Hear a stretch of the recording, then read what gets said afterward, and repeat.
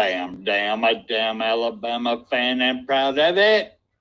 Gump Nation forever, brother. Namath again faking, quickly finds his target. Now cuts in. He's at the 40-yard line. He's at the 30. Quick drop throws in the end zone. Each number represents an expectation, a challenge that only a championship tradition can issue. Pressure. Anders hits him. The ball is loose. Alabama, here comes the heat. Cornelius Bennett. Whoa, did he get lit up? It is an endless passing of the torch that urges the wearer to enrich his legacy. Brings pressure up the middle in a hurry. They can't get away from Donovan. Alexander first down and more. Richardson breaks free on the sideline. Turns the corner. Can you say goodbye? Because at Alabama, tradition is not retired. It is built. I always fall right like you. I'd like for people to remember me as being a winner, because I ain't ever been nothing but a winner. Alabama defeats Miami. College has succeeded. This is not the end. This is the beginning. Roll Tide, everybody. Thank everybody for being up in here. God, I have missed y'all. We're here in the new year. It's been wonderful, and I've been missing my Bama family over here. I've been missing y'all. Y'all have no clue. I've been hearing all this chat, watching all this chatter everywhere. My mind's going crazy, and I just needed to be in my family. And I do appreciate y'all so very much, and I'm very fortunate tonight that I have one of the original Four Horsemen back in the CTS days, who I had to get on my hands and knees and beg. I begged a lot now. But he's one that me and him really relate together. We feed off of one another really well. I needed to bring him on tonight to help me work through all this crazy stuff that's going in this muddy water I got in this head right now. So at this time, Mr. Rise Up, Roll Tide Rise Up, would you please come on down, sir? If you are satisfied, if you are not hungry, you need to check yourself. And what papers you gotta go get it and go out. Right now is your chance. Right now is your opportunity. Right now, you gotta make today count. Roll Tide Rise Up. You up in here, sir? You in here? I don't know what's going on with my camera. I'm here, but I don't see myself. That's okay. That's all right. I ain't worried about that. What's going on, Spencer? How you doing? Oh, man. Your intro brings back so many memories, and just if you ain't fired up, you need to check yourself. Does Alabama not need to check themselves? I mean, seriously. Yeah, man. It's some.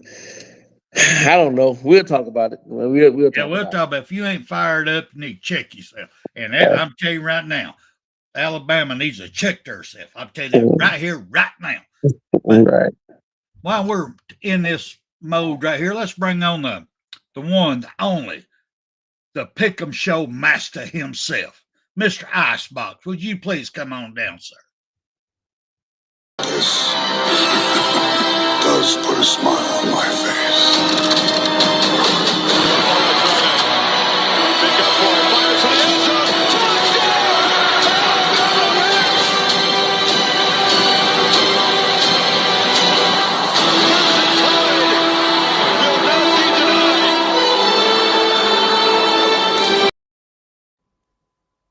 Hello. Hey, what's up with the MA? This ain't you don't want to hang on. I take that because you never know what y'all might be talking about tonight. We're gonna be good. It's a real night. It's a real. We're gonna behave. Okay. Well, I'll take it off. It's just like the Pickem Show. It's a real night, and we've lost Roll Tide Rise Up somewhere. Yeah. Hopefully he'll come back in here in just a second. Yeah, I hope so. Been looking forward to this night. The only one. Yeah. All right. Well, how are you doing? I am doing good. Obviously, we had the same tailor today. That's pretty good. Alabama. That's right. My Alabama Crimson Tide. There you go. I'm always and always will be an Alabama fan, win or lose. I am here no matter what. All right, but let's go ahead and get in the Pickem parts while we're waiting on Roll Tide Rise Up to get logged back in here. It's got to be getting tied up top. It's got to be getting tied. Oh, and we don't. I mean, the games are short, so I know you don't have to go through many. Yeah. Oh, last week was disastrous. I mean, good grief.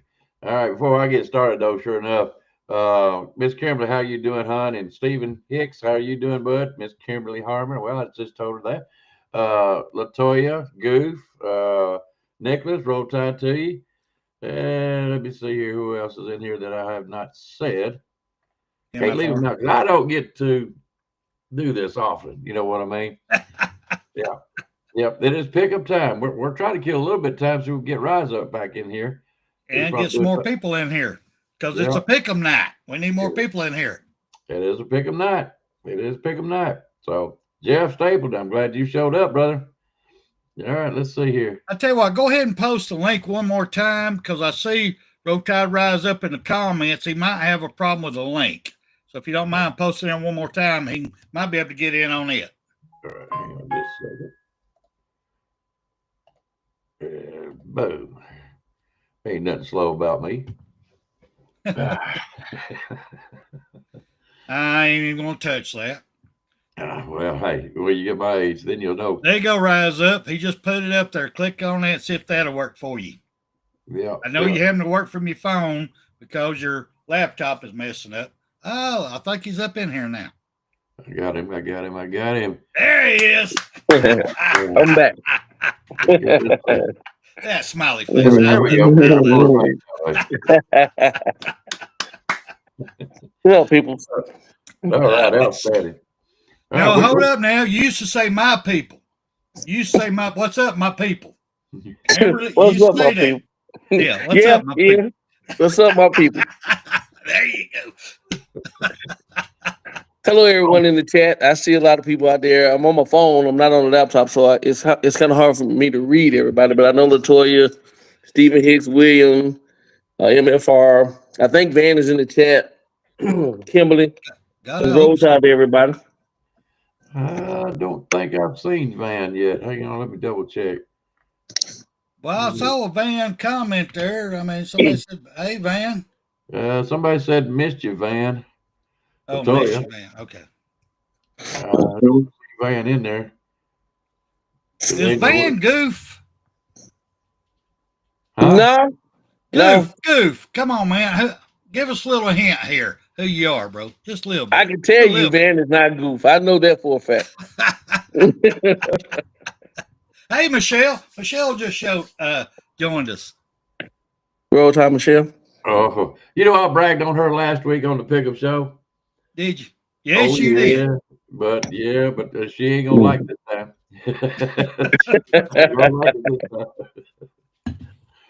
All right, I'll tell you what, guys. Let's get the Pickup Show out of the way so you guys can do your thing. And go for it. All right, we're just gonna go over the whole list so you know where you're at. And don't even mention my name because I don't even have a shot. And I used to mention mine either. So Rise Up. The only reason Rise Up is down is because he ain't been playing. Cut off that was a method to my madness. It was a method to me not playing. It really was. In other words, you didn't want to go to the playoffs and get embarrassed. I know what you're saying. I didn't say that. All right, we'll get started here. Piano Man, you are at 19. Mr. Eddie, you are at 20. Sugar Bear, you are still at 20. Latoya, you're at 21. Rise Up, you're at 24. Spencer, you're now at 25. Michelle Cochran, you're still at 24. Susan, 26. Bobby's 29. Kimberly is 30. William is 31. Old Goat, ready to 34. George is 33. Justin is 33. Poor old little me, Icebox, is at 36. Jeff, you're at 38. Stephen, you're at 39. Mr. Jones, you are at 40. Jeff got 2 more than, and Stephen and Jeff got 1 last week, so he's inched in there to the game. I'm out. I'm at 36. There's 3 games to play. No matter what, I lose. Dang it, I was trying to push him a little bit harder. I was trying. But that's your top 3 right now is Jeff, Stephen, and Mr. Jones. Nobody else will catch him. So it's going to be an interesting next 2.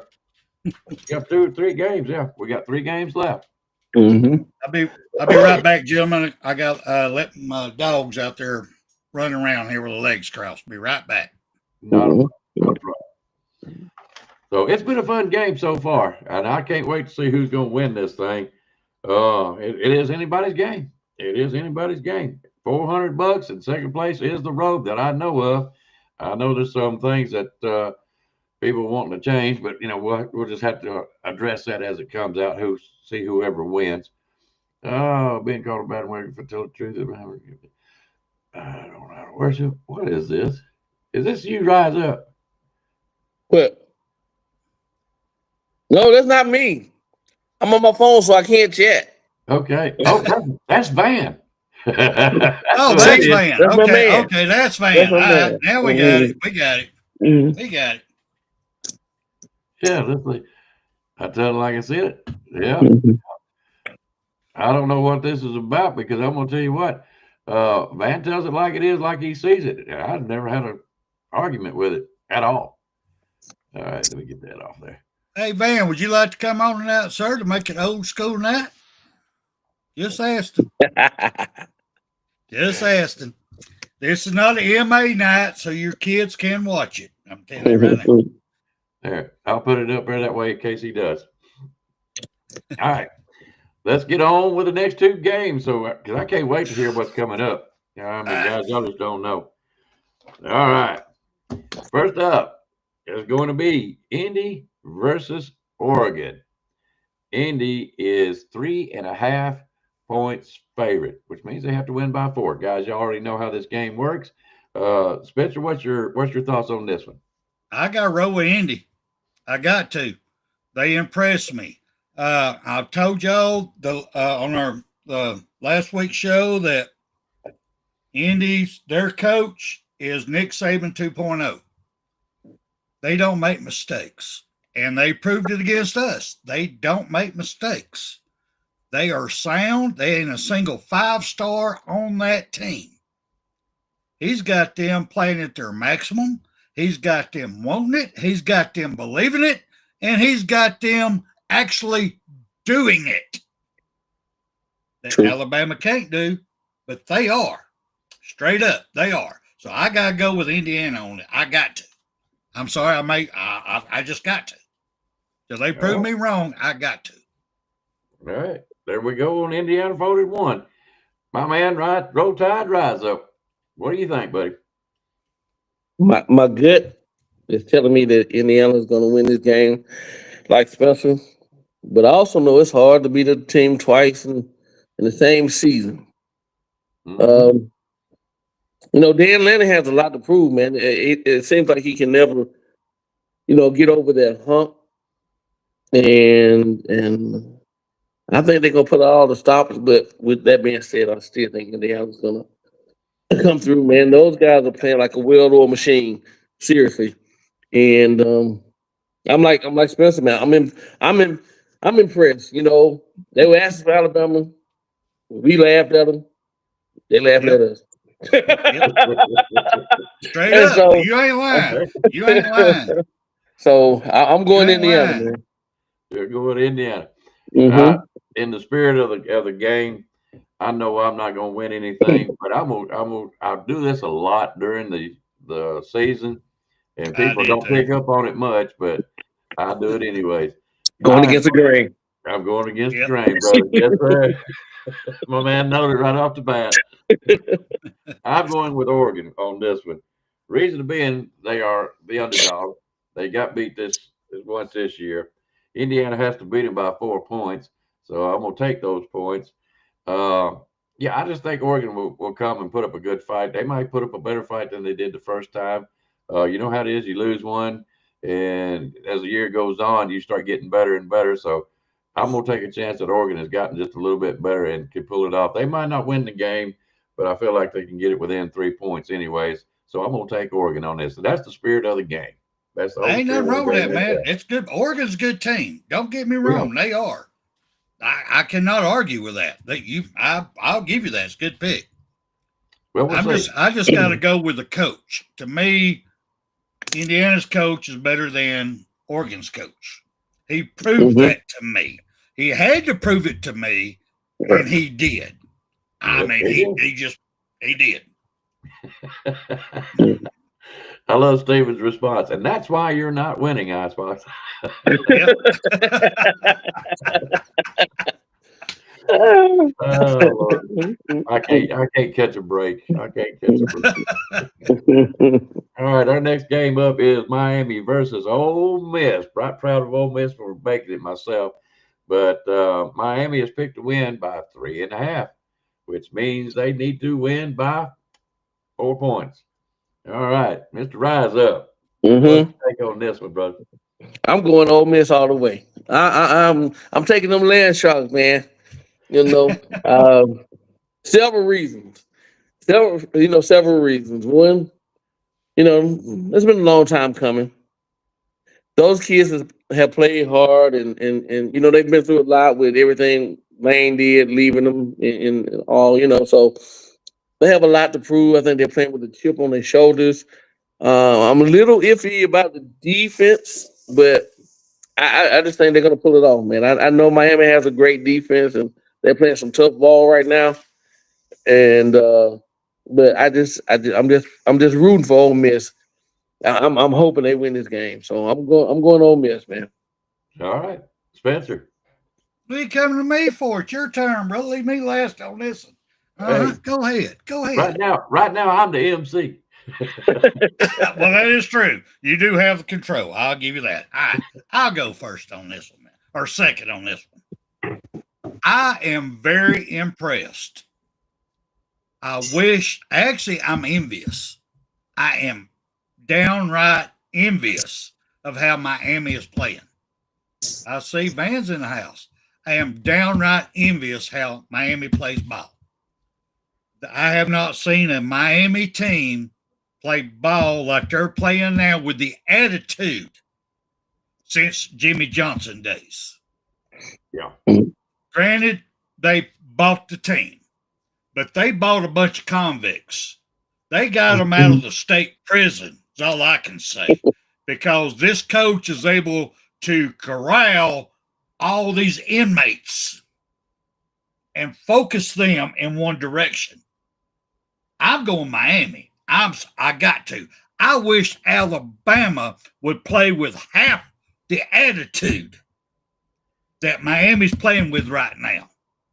We beat Miami's back in the day when they had this attitude. We also got dominated with them when they had this attitude. We got to get this attitude back. Rise Up and me, we'll talk about this after this, but yeah, we got to get back to that. Go ahead. I'm picking Miami. All right, you know me, guys. I cannot leave. Yeah, bring him on. Another fella out there. So, hey, I got something to say to him as soon as this is done. Hang on. Alabama is back as the champion. What a catch, Devontae Smith. Risky throw picked up by Patrick Surtain.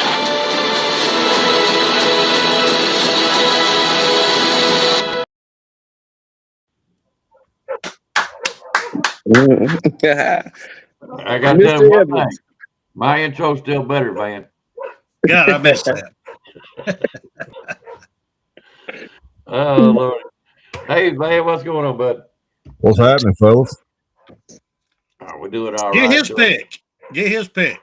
All right, Van. They want to hear you pick. You got Indy versus Oregon. Who would you like to have on that one? Indy's got to win by 4. Hey, hold up. I'm going to have to log out and come back in because for some reason it's choppy. Give me just a second. All right.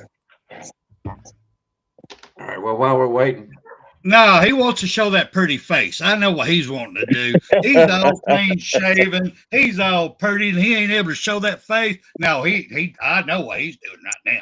He's putting a little cologne on, trying to look all pretty because his fans are face. He needs to hide behind some bushes first.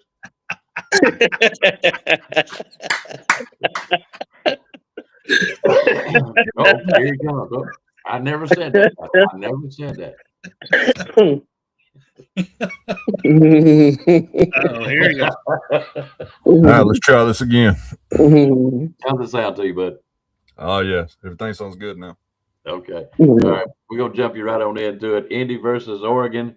Indy by 4 points. Who would you have in this game, bud? Oh, I'm taking Indiana. A better coached team. Spencer said it better than me. They don't make mistakes. They look like Alabama 13, 14 years ago. They're hard-nosed. They're balanced. They do everything pretty efficiently, pretty well. I didn't like our chances against them going into that game. I know that makes me a bandwagon, but, you know. That make you a fair weather. Yeah, Fairweather. I forget old Fairweather fan. It's, you know, me and KB are Fairweather fans, but not truthfully, man. You got to call it like you see it. And I seen stress cracks in the ship weeks ago, and when you start talking about it, people get nervous. Oh, you're not a Bama fan? No. I love Alabama, and the thing about it is, I love Alabama so much that I'm gonna call them out harder than I call anybody else out.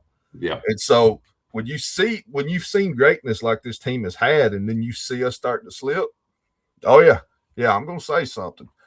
So yeah, Indiana, I'm picking Indiana for sure. Okay. I couldn't. By the way, and I think I'm picking Indiana to win the whole thing. I can't pick Ole Miss because of who the coach is. You know, I got a little bit of a problem with that guy from being at Alabama a couple years ago. Just not a fan. Just never was a fan. Pete Golden, just. I don't like Lane Kiffin either, but I really don't like Pete Golden. So I think you're going to take Ole Miss in the second game, then, right? And let's see here. They're Ole Miss is playing who again? Miami. Miami's defense is legit, though. I mean, we slept on them. They're athletic, but it's hard for me to say Ole Miss won't win. I think they got a little more offensive firepower than what Miami can handle. Yeah, I'm already reading Spencer's mind. There you go. All right, so who are you picking, Van? You picking Ole Miss or are you picking Miami? Yeah, Ole Miss. Ooh, we're going to take Ole Miss. Yeah, I didn't like doing it, but. Well, I'm going to be honest with you. I am proud of Ole Miss since they lost their coach. You know, they've been playing great football. They beat Georgia. I mean, just outright. They beat Georgia. Yep. And I think Georgia could beat Miami, just to be honest with you. But Miami is hot. I'll give them that. They are hot. They got a good defense. They've come on. But I think Ole Miss has got something to prove, and it ain't because of the coach. I don't like the coach too much. We kicked him out of here, and I think he's got the assistant coaches that helping him more than anything. So I don't think they can do it. But I'm going to take them. I'm going to take Ole Miss. Look, I know Spencer's chomping at the bit here, and I'm going to shut up. But no, you go ahead. No, you go right ahead, brother. Go, because I haven't got my nails, so go ahead. I'm off camera. I've already got mine. But Miami does have the opportunity to do the funniest thing, though, and win a championship with Carson Beck as their quarterback. You know how damn funny that's going to be. Yes, I do. Yes, I do. All right. Yes, I do. There you go. That is the Pickem Show, guys. I appreciate it. We got it out of the way for you guys. But I did happen to see one of the other original four horsemen in here, Mr. Nick Saban Jr. If he wants to come on, I just put on the link right there. I'm waiting on him. He's more than welcome. NSJ. NSJ. That's my man. That man. Hey, the original Pickem Show host. The original. Yes. Yes, sir. Me and him started that, and he is my original. However he wants to look at it. We were the original Pickem Show. Y'all remember that. All right, well, I'm going to back out for a little bit, let you guys go.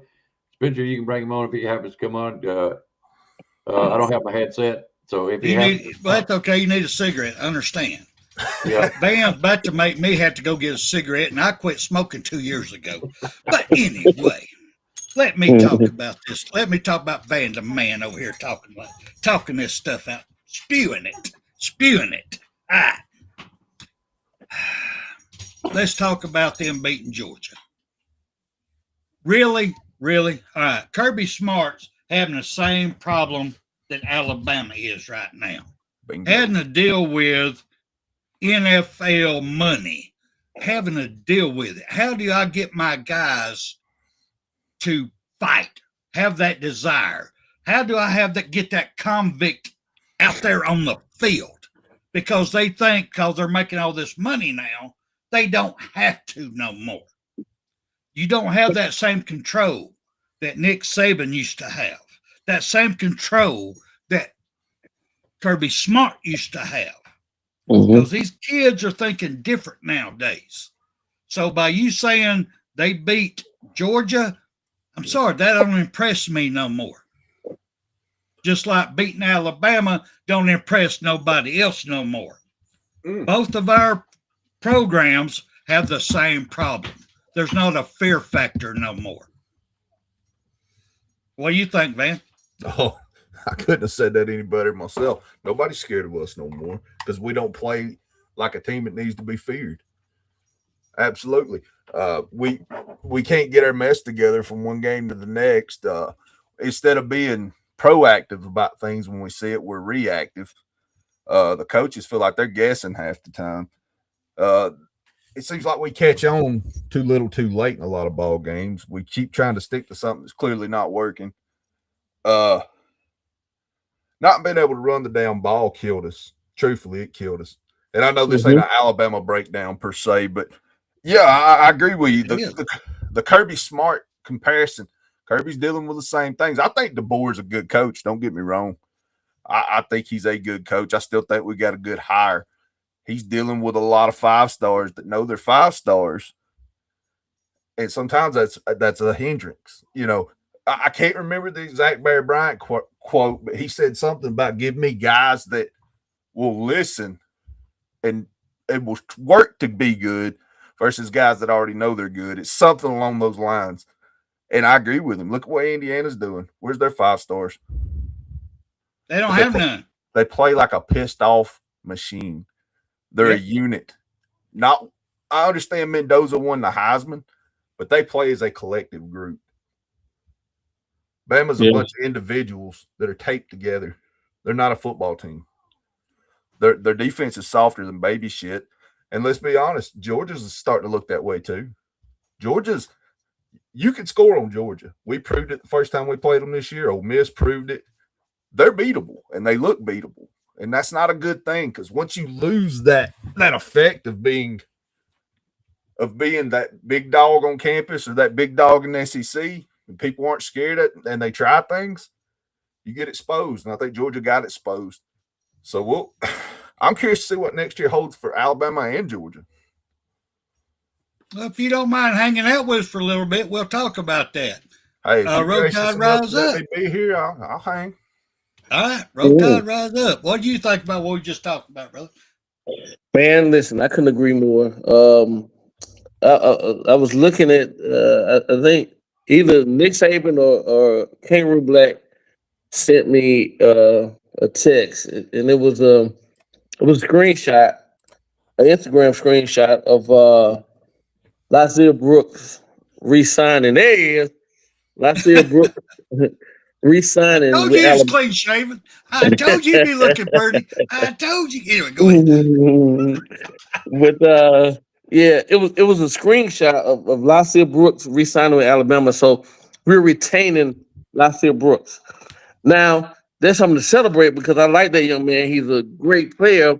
But at the same time, I'm like, man, this is college we're talking about.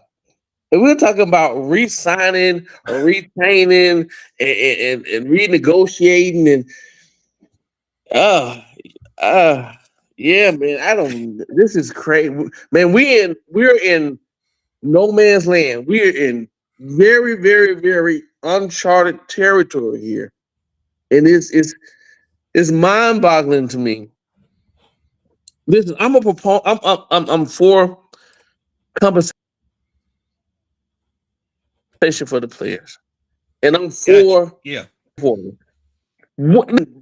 within limit, within reason, we have people that's on their fifth and sixth team that they're transferring to. I'm like, what the hell is going on?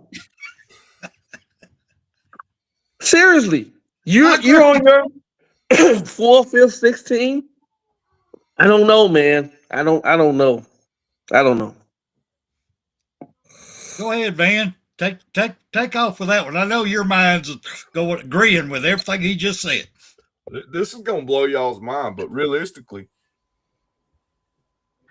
I haven't watched a lot of Bama games since we lost Oklahoma.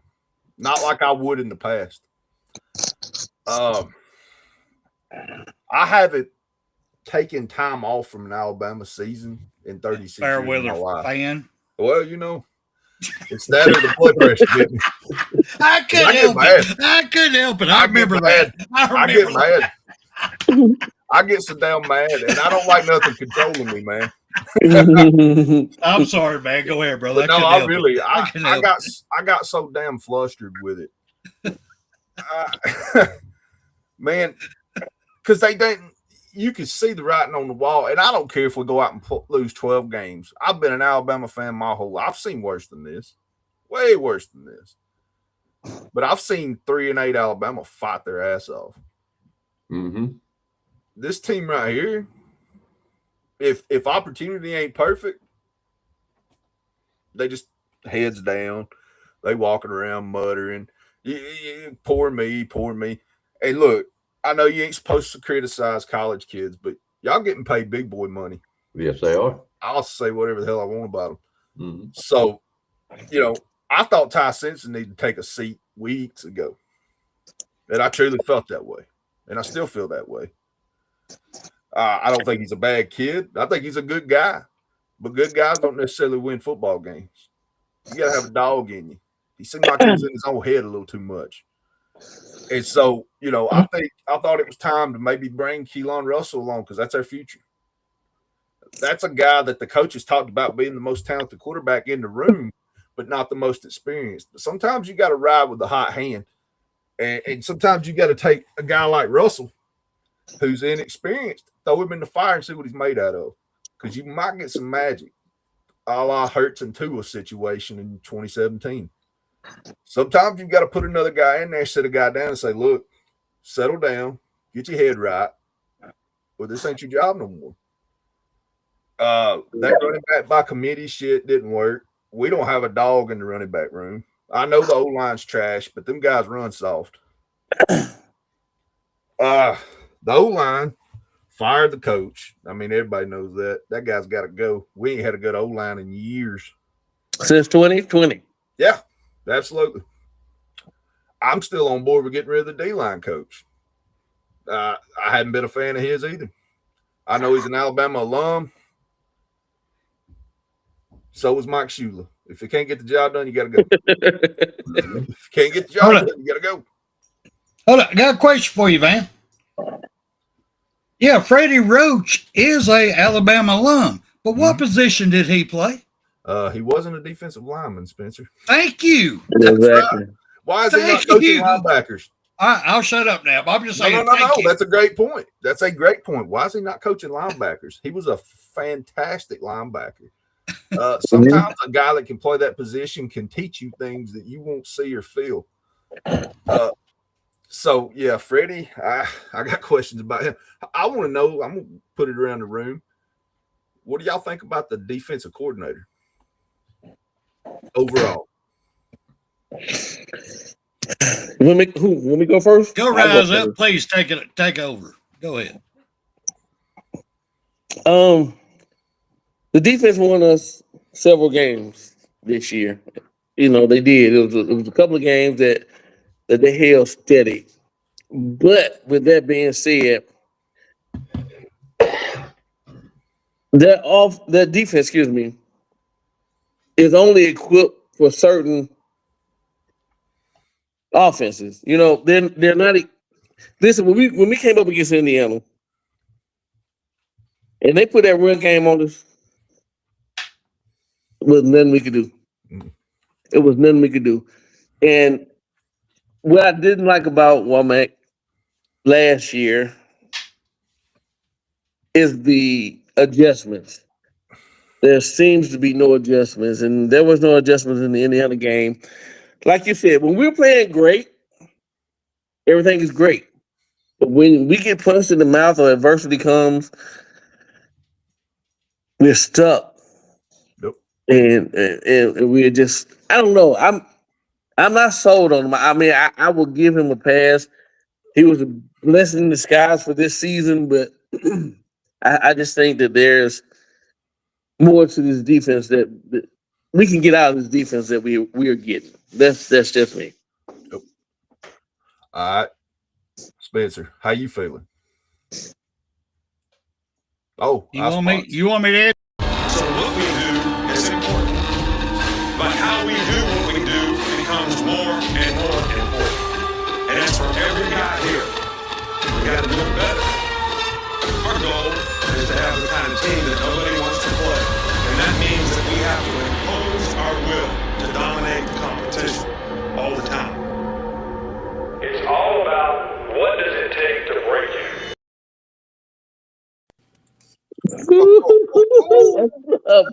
Yeah. Y'all should have told me ahead of time. I'd have brought some food for this family reunion. We'll wait. Can't hear you. I said, we'll wait. Okay, I can there hear you you. go. All right, there we go. All right, well, real quick, let me answer that. His intro explained it all. It really did.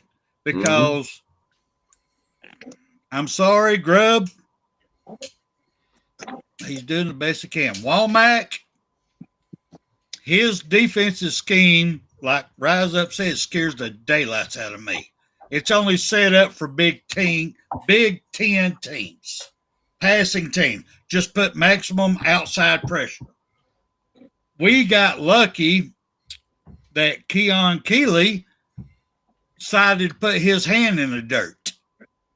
But the problem is we couldn't stop a run. We as Coach Nick Saban said it best, everybody for the past 2 years has ran through Alabama like shit through a tin horn. He said it best because they did.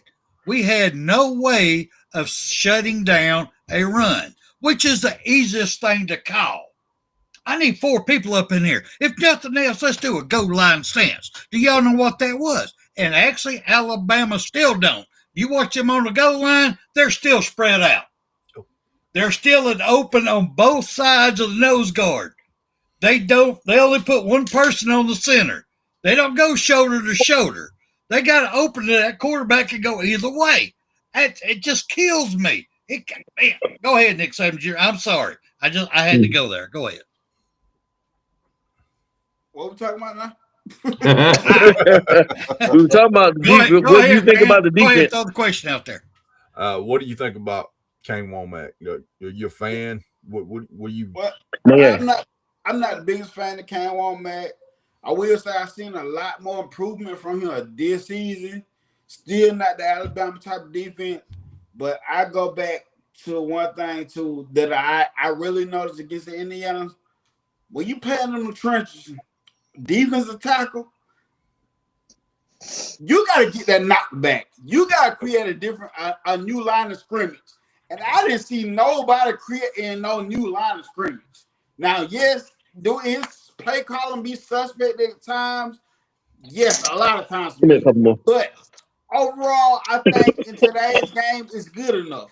And the reason why I say that, if you got an offense that can fucking score, it's good enough to win. It's good enough to win. Is it the dominant Alabama defense that we used to seeing? I don't think we'll see that again because the way the football game is set up. But goddamn it, in the trenches, we got to get tougher in the trenches. We got to get consistent in the trenches. We got to get consistency in the trenches.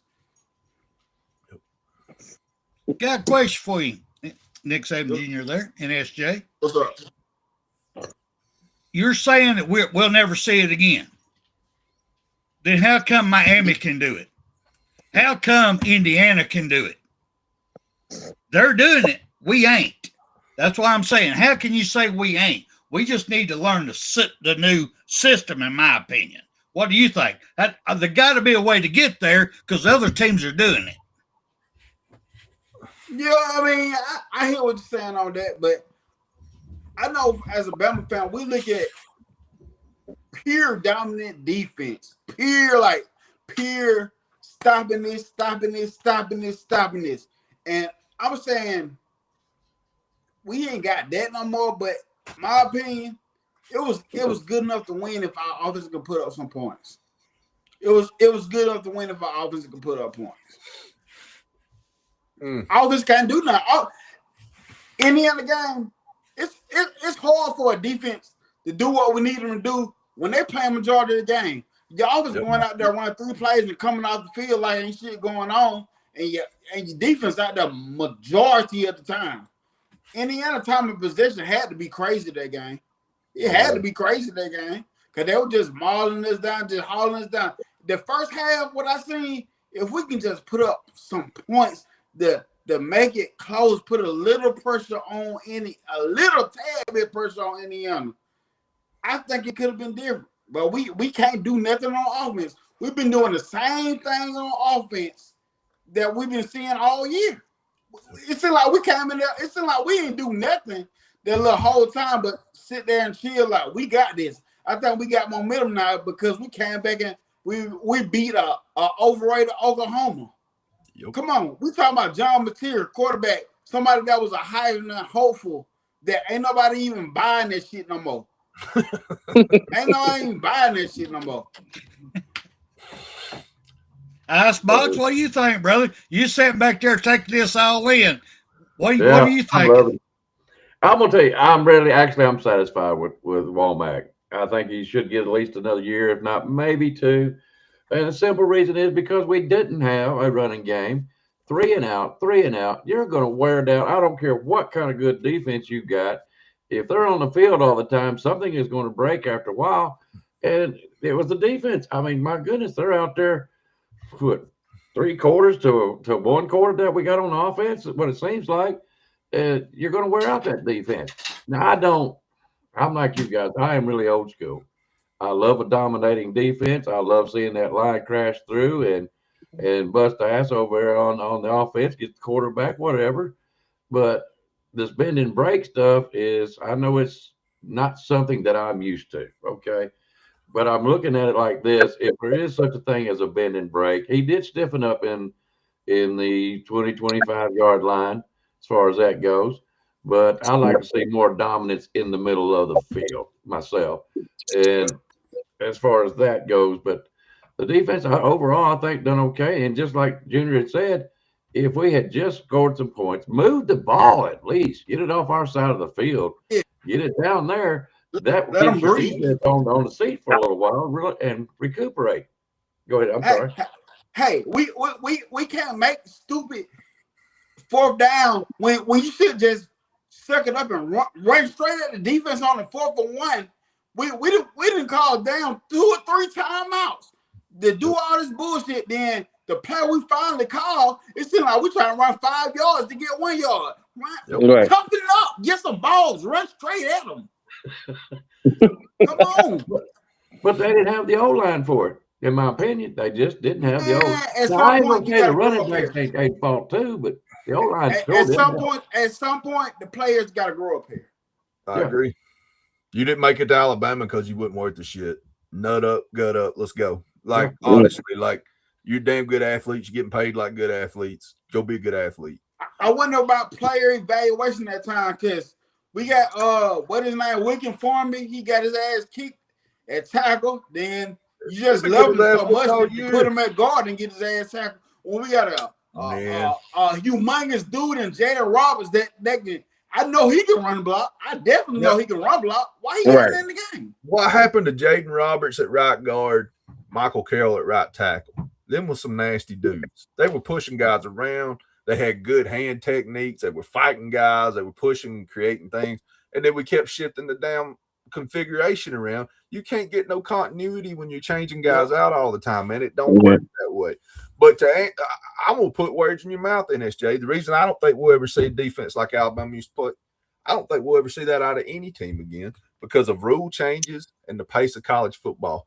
It can't be done that way again. I flipped over during the Alabama-Auburn game, and Ty Simpson got hit low, and they caught a flag for it, and I nearly threw up my damn mouth. They said hitting low on the quarterback. And you got that TVMA up there? There you go. Not a problem, brother. Hang on. And I said, fuck this. Like, I went and did some plumbing that I've been putting off for like a month in the bathroom. I said, the hell with this. This ain't the game that I fell in love with. Like, we have isolated the quarterback like they're the ruler of the kingdom and they matter the most. So we protect them the hell with everybody else. And I don't even like quarterbacks. I'm a D lineman. We didn't like quarterbacks. But like, you protect them and you worry about them. But the big guys in the trenches that are in a car wreck 90 plays a game, don't worry about them, right? So we got to worry about these soft-ass kids making millions of dollars running around there playing quarterback. We're going to call penalties on that shit. Man, that's not the game I fell in love with. I like violence. That's why I like football. If I didn't like violence, I'd have played soccer. I ain't about all that. See, you know, a lot of the people in the chats, y'all don't know. When these football games be going on, we be texting back and forth. Me, Van, me, Nick Saban Jr., me and Kangaroo Black, and you know we be going back and forth, right? And when Alabama is sucking, like Van said, I'm doing some plumbing. I'm like, man, I'm watching Law and Order. I'm not even watching the game. And listen, this is where I am right now with just football, college football, and especially my Alabama Crimson Tide. I'm always going to be a Crimson Tide. Don't get me wrong. But what I'm seeing is just I'm disillusioned right now. I'm turned off. I don't know this. It's the Monday night at the end of the show. For some odd reason, and I hear this every time every time the show go off, we play the same thing. They play Bear Bryant. And for some odd reason, it just resonated with me. And I'm listening to him, you know, he's talking about the fight. Oh, not that fight, but the fight. You know, I'm listening. That shit gone, man. Yep. Not there. You see some teams out there that's Miami, Indiana, and there's other teams. But from Alabama, we didn't see no fight, no moxie, no guts, no nothing. And it really just kind of put me in a bad place where I come to these shows to talk to the chat. I'm saying, what's up to William? I'm saying, what's up to Van? I'm saying, what's up to NSJ? Even though us two, we talk to each other, behind the scenes a lot. Kimberly and Latoya and MFR Jones and Nick Harden. I'm just come to really to be to talk to my family. I like talking. We didn't. Something's loud. I'm not sure what that is. We didn't got a family, going on. Okay, we didn't got a family going on, and I like talking to you guys in the chat. But to be honest with you, I don't even have the time. When Icebox do the Pickem show, he said you stop picking. I don't expect Alabama to win. I just don't expect them to win. I really don't. And I don't want to come here and be like, they're gonna lose, In my heart of hearts and my gut of gut, I'm always gonna pick them. But when it's deep in my heart, I was like, I don't think they're gonna win the game. That's not just against Indiana.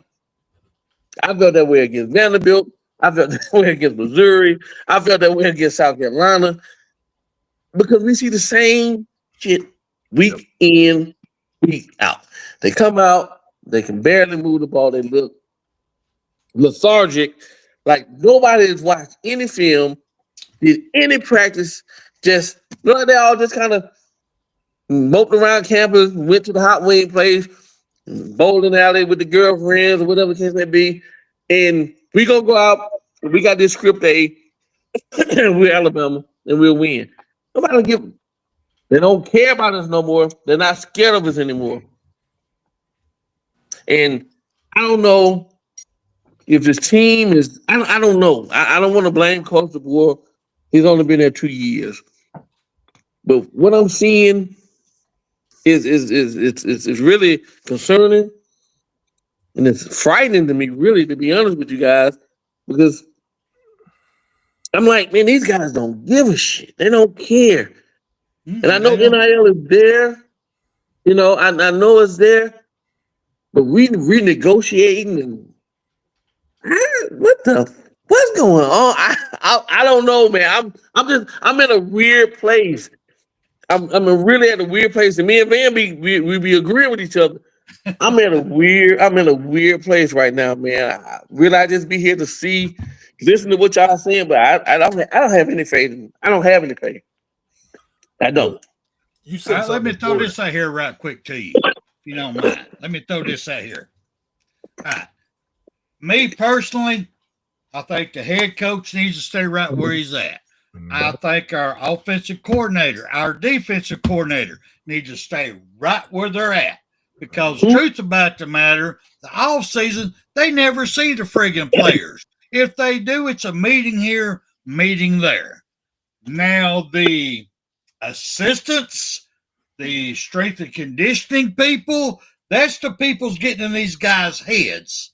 That's the ones they respect and listen to because that's who they see every day. And we've got the same problem, so we need to change that area. That's my opinion. What do you think, man? Well, I struggle with Grubb. I really do. You know, he got fired from the Seahawks because he couldn't establish a run game, and seeing history repeat itself again. But that ain't all on him because Alabama has struggled to maintain a good run game for several years now. Since Saban left a little bit. And that's the part. That's the hard part nobody wants to talk about because we look at Saban and we see those 6 Alabama championships and we see all those wins and the greatness that man put back into Alabama that had been forgotten for a little while. And we see all that, but we don't remember the last few years when Alabama was trending downwards. And you can see it if you were paying attention. Alabama was trending downwards. It was starting to look like that was under Saban. That was under Saban. Yes, sir. And it looked like the game was starting to pass Coach by a little bit. And I don't know that it wouldn't. And I think he was putting his trust in some coordinators that weren't ready yet. And I think he was getting players that sound good on paper, but they were choir boys. Because y'all have always heard me say, I want my linebackers smoking menthols and listening to the last Mr. Big. And that ain't a race thing because these guys down here tell you I smoke menthols and listen to the last Mr. Big. I want guys with attitude is what I'm saying. I want guys with attitude that don't give a damn. They're pissed off at the world. They know how to flip that switch. Derek Thomas was one of the nicest men to ever walk onto a football field. But when the lights came on, he was chasing you and your family down. He knew how to turn the game on. Lawrence Taylor cut some great interviews. But when the game was on, he was trying to kill you. Reggie White. You got to find Reggie White, the ministry of defense. The man was a deacon. But he was trying to send you to hell when he sacked you.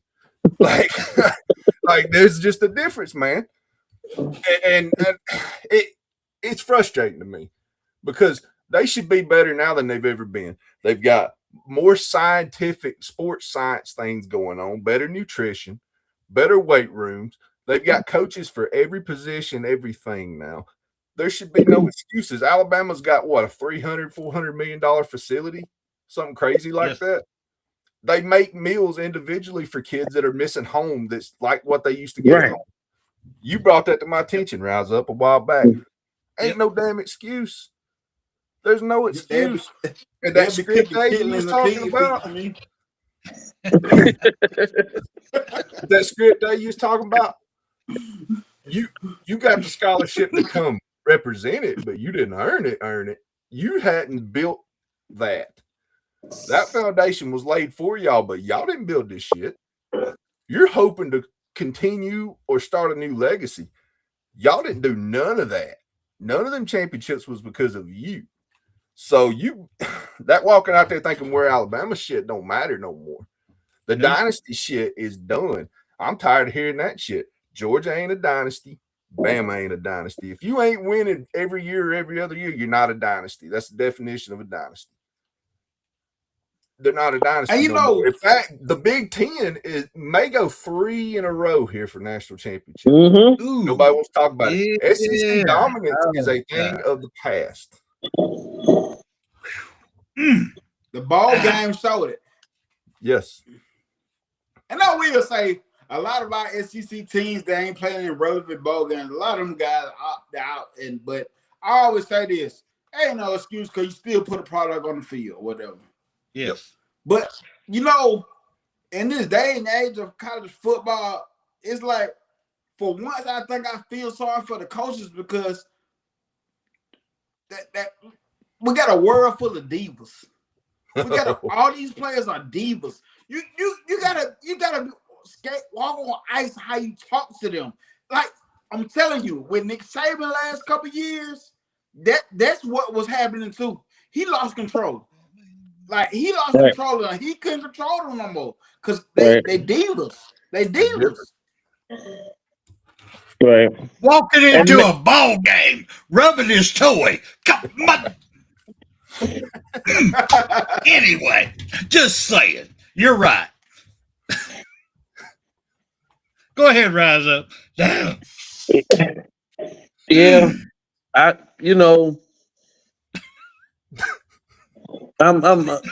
also to add on to what Nick Green said. Not only are they divas, I feel sorry for coaches because you don't know who's going to be on your roster next year. Nope. You don't know who's going to be on your roster, right? You got people who transfer and who's starting. Y'all spoke of Wicker for me, right? And he was considered a starting lineman. Even though he sucked, he's a starting lineman. And he hopped in the portal. And I hear he's at Texas A&M. Hey, Texas A&M, congratulations. But here we are. Things have changed. I will say about Go the ahead, portal. Nick. I will say about the portal. A lot of times, what we don't know and what is not talked about, a lot of times these coaches be telling these players hit the portal. Pushing them to the portal. I'm talking about a lot of times. Right. They're trying to free up some scholarships. And free up money. And the thing is, with the way college football is now, I know we hate it as old school football minds, but if we want to talk about getting back to dominance, we're gonna have to get with the times. Yep. We're gonna have to get with the times. We can be stubborn all we want to. Talking about I hate this NIL. They can be stubborn, don't want to pay and want to develop. Well, I tell you what, we're gonna get left behind because if you look at the 12-team playoff teams, the last couple of times they be 4 to 6 year guys and guys that came from other schools, smaller level schools, that's balling out. Already they came in developed, so you don't have to worry about the development as much. You gonna focus more on X's and O's. You guys, last chance, you guys, that it's all or nothing. So attitude different, cause why? They're older and more mature. Mm-hmm. So I want to run this around the table. I'll go ahead, NSJ, finish up here. I was like, you recruit high school real well, but you can get all the 4 or 5 stars you want to, but only a couple of them are gonna come in ready to play, and the others after they don't play. But hey, we need to focus on probably more porter guys and lower level D1 schools and Divisions 2 guys. Ole Miss. Hey, Ole Miss Ole built a Miss. program mostly Ohio around State transfer. last year. Miami this year, Indiana, all these teams. And look who hadn't been active in the portal as much, and look how they've fallen off, and that's Clemson. Mm-hmm. Clemson is awful. They're awful. Man, that Trinidad Chambers dude from Ole Miss didn't have a D1 offer coming out of high school. And that guy is playing top tier ball. Cam Ward. Ward. Yep. Oh, let me say something before you move on, Spencer. Go ahead. Go ahead. The toughness, and I'm going to speak specifically about the defense here. We got Bray Hubbard playing his heart out, tough as nail, hit you, bust you all kind of up. You take, was it Yancey Pierre? One of the best improved players this year. He is a beast. I can take one or two defensive linemen like that, and you got 3 or 4 good offensive linemen, they're nil. It's just like I used to say back when I coached basketball. I had another guy had 5 good players on him. We had 2 or 3, so all he had to guard was just 2 or 3 players. The rest of them would come in and they beat us. And that was the only reason, the difference. I'm just saying we need more of them tough guys out there on the defense to improve it, okay? And all right, I'm gonna shut up. Go ahead, man. Wait a minute, White Chocolate. You used to coach basketball? Yes, sir. Yes. Come on in and paint on me and see what happens. Wait a minute, man. White chocolate with caramel, brother. He's white chocolate with caramel. Don't even go there. He's got the Bigfoot going on. Hey, you don't want me to play out. I actually played on the same team with Bobby Lee Hurt, okay? You don't want me to paint, brother. I ain't Euro stepping. I'm old school. I'll jump over a 6'4" guy in a heartbeat. No, I do have this one. I do have this question. I'm going to run around the table. I'm going to start with you, Icebox. So, what I'm hearing from all y'all, what I'm hearing right now, and one of these these rocks bouncing in my head, is it really such a bad thing that all of our offensive linemen and our backup linemen are leaving? Go ahead, Icebox. No, I say let's make room for some guys that want to block, some guys that want to play, that knows how to do pass blocking and open up some holes. You know, when I was watching the Indiana game, just to show an example, they hunted the ball and it looked like the whole offensive line was behind the defensive line. The running back had nowhere to go. I mean, it was like 3 players on the defense was facing him. You know, as soon as they hiked the ball. I mean, what gives there? I still can't understand what happened. So, yeah, I think the offensive line is down. There's a few. I would love to see Jalen Roberts come back, Carroll. But besides that, we need to revamp the whole offensive line, if you're asking me. All right. Rise up. We're going to run it around the table there. Go ahead, rise up. I'm with Icebox. I mean, what are we losing, man? How many rushing yards do we have in the game? How many rushing yards do we have all year? In the Oklahoma game. I mean, just be honest with you, the O-line is not producing anything, man. I mean, when we play teams like Eastern Illinois and Louisiana Monroe, we look good. We come out there, we look, man, we pushing them boys around here and there. But when we playing it don't even have to be stiff competition. That's another Power 4 school. We don't look that good, man. And everybody knows it, right? Alabama's one-dimensional. They can't run. They got to throw the ball. We're going to make Ty Simpson beat us. And it's just that simple. So, no, it's not. To answer your question, it's not a bad thing losing those guys. They haven't proven them. I'm sorry, but they haven't. All right. NSJ? No, I don't think it's bad at all. But Latoya Billington put a comment in the chat that says, O-line likes to run block. And I said this plenty of times before. I was an offensive lineman. And what we get off at is getting to maul you in the fucking dirt, getting to that next level and picking out a punk-ass linebacker and knocking their ass out. Thank you. Thank you. Yes. Yes. That's almost better than a crackback. I mean, I ain't lying. Yes. But for real, I don't think it's bad. I know that's what I said about Jada Roberts. Jada Roberts can't return. This is sad to say. This was it for him. That was so sad. So sad. Michael Carroll, re-signed Michael Carroll. He's coming back. And we picked up a guy. He transferred from Michigan. He was an IMG guy. I do remember this kid in high school. And when I'm talking about high school, we talking about high school good, but he was good. So I think he'll be a good addition, and let's get some more guys out of the portal, and or get some of the guys that remain. Like I want to see a Willie Sanders that's been there. I think he can be good at the guard position. You know what I'm saying? We got a couple guys still remaining that didn't play much, but I still think they got the upside. You know, so I ain't mad at the guys. I ain't mad at nobody that hit the portal, to be honest with you. No. All right, man. Go ahead, bro. Take it away. I ain't gonna miss a damn one of them. I'm gonna be straight up with you. If you don't want to be there, that's fine. If you can't block, even better. Get the hell on out. Because like he said, as an O lineman, if you don't like run blocking, I don't want you. Like I got to play a little left tackle in middle school ball. I got to do some fullback stuff with the high school team in middle school, and that was fun too. Because you could tee off on some linebackers. Your rocks off damn boy. Lord have mercy.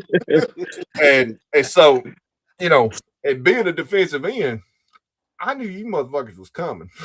You better keep your head on a swivel. So, and I don't blame you. That's what football's supposed to be. And if you don't feel that way out there, you don't need to be there. Because Alabama, at the end of the day, is still looked at by fans as a dominant, nasty, tough, push you around, bully ball kind of team. We may not be playing like it, but if we had the right players, we could still do it. So yeah, give me your transfer offensive tackle from Virginia that played really well, but he's stuck in a bad situation. Give me a guard from Liberty that wants to try the next level when he's hungry. Give me a center that's from Washington that's like, you know what? Let's see what Southern football is all about. I'm gonna go down there and make a name for myself. Give me them guys. I'm fine with that.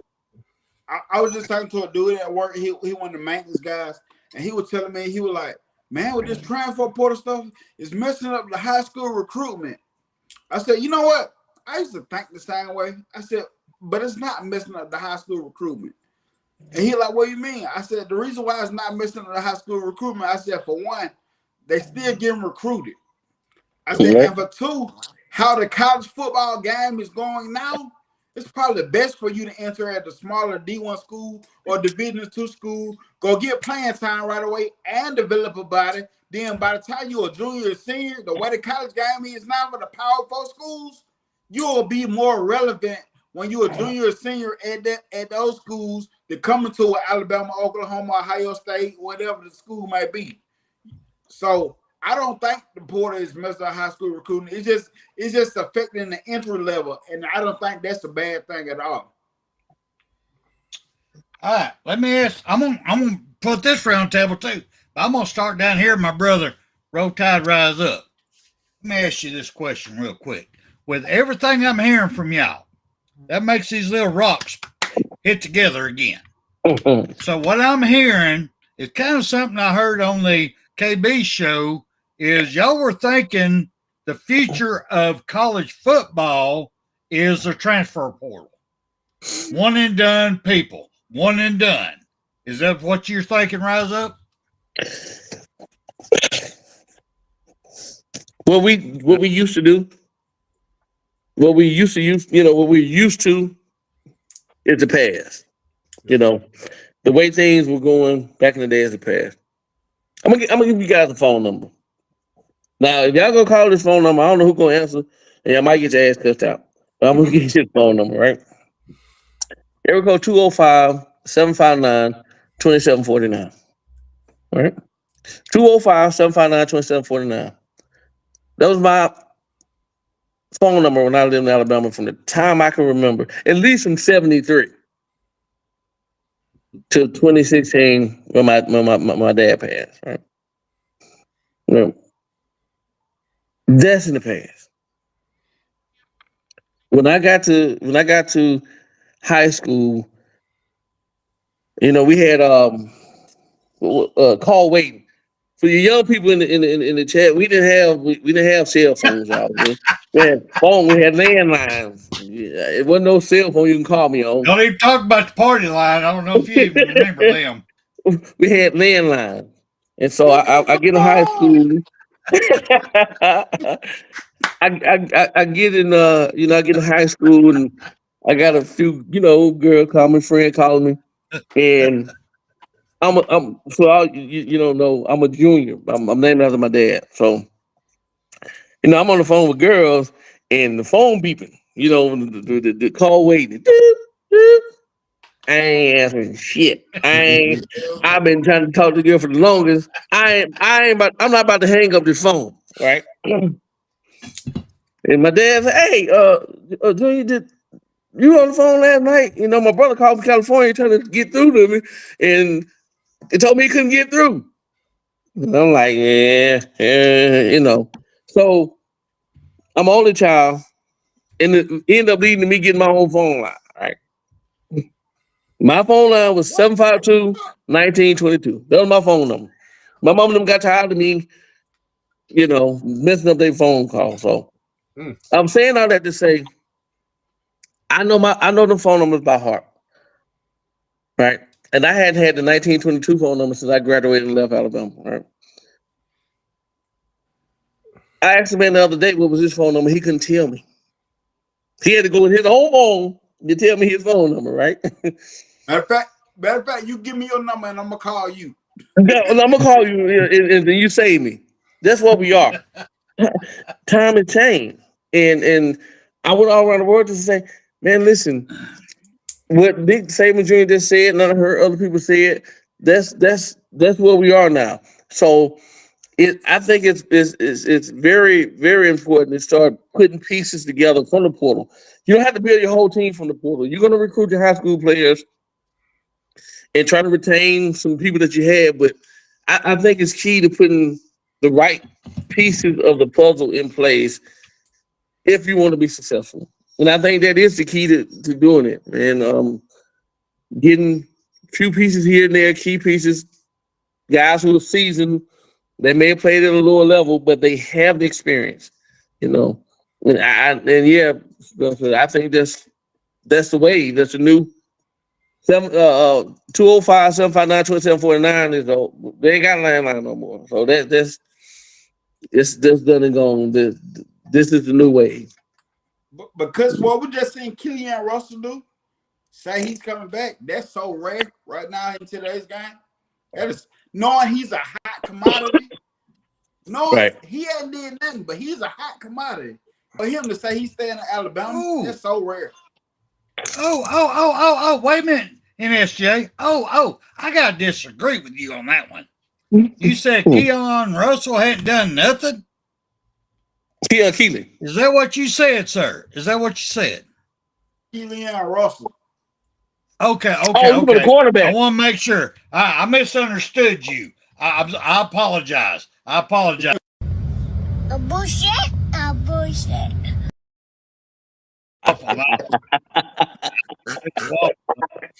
ahead. I apologize. Right. I agree. Because there's a million people in his, trying in his ear, trying to get him to come, trying to pull him away from Alabama. Yeah. What was the game when Alabama? Who were we playing? Was it South Carolina? When Coach Boy had to go over and grab him? Yeah, it was South Carolina. Over here, boy. Right. Blatant cameras everywhere. So people are trying to get him, but him sticking through and true to his commitment is rare. Let's be real though. He looked around and said, "Yeah, I could start here." I mean, honestly. I'll start anywhere. I'm pretty sure he did that at most schools. Mm-hmm. That's fun. Can I read something to you guys? Go ahead. All right. This is what AI says about the transfer portal. Alan Iverson? Huh? Not that AI. Oh, my bad. Not the answer. I'm the only one. I'm up here in North Alabama. We ain't got all that yet. It's coming soon. Mm-hmm.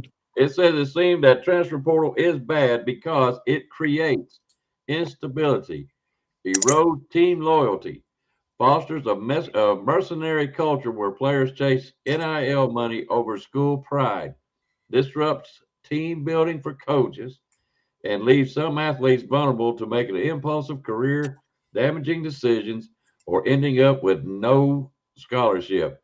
It shifts focus from development to short-term games, undermines tradition, and makes it harder for fans to connect with programs due to constantly changing rosters. That's what they think about the transfer portal. Look, and those are the same players that had the opportunity to happen 10 years ago. You'd have found out who wasn't committed, and those guys were on the Right. bench most of the time. Yep. My question is, I've been saying, and first of all, they learned it from these coaches that jump every time they make a few more $1 million over here. I mean, look at your boy down there in Louisiana now, who put together a playoff team that's possibly the greatest team in Ole Miss history. It's on the short list. Like, beating Georgia in the playoffs is one of the greatest moments of Ole Miss history. He wasn't even there for something he built. So, it's easy to get onto the kids. It's easy to get onto the kids, but the guys leading them are just as damn slimy. They're worse. They're old enough to know better. It's hard for me to hold a kid's feet to the fire when the coaches are the same damn way, man. Mm-hmm. There ain't no loyalty among, what was it Dusty Rhodes said? Ain't no honor among thieves, daddy. Like, they ain't none. They ain't none, man. Everybody's just looking for the bag. And you'll get a few guys that's got it in their heart. I want to stay. I believe in what these teams are doing. And you'll grow from that. And you'll grow from them players. And those players spread that feeling to other guys. And that's when you know you've got a unit that can't be beat. It's happening in Indiana right now. And it'll happen for Alabama. You just got to get them right guys in. Mm-hmm. I would rather go ahead, Raza. I just had a question. Ty Simpson, there's rumor, things coming about him being injured, not just the last game, but throughout the year, multiple times him being banged up and everything. Now, every time he have a fucked up performance, basically. Pretty much so. But let's say this. Get his ass in this, Jay. Let's say this. Let's say this. He really was hurt several times this year. Yeah, he was. We had no offensive line. Right. But this coaching staff is either incompetent or just don't give a damn, because there's two things happening here. Not only are you hurting the team chances of winning by putting a guy out there that's not fully healthy. He's not 100%, so he's not going to play 100%. But the most important part is you're putting this guy's future in jeopardy. If he's hurt, don't rush him out there on that field. Why would you do that? See, you don't understand. Kelly DeBoer was smart. He was trying to make sure he don't come back regardless. He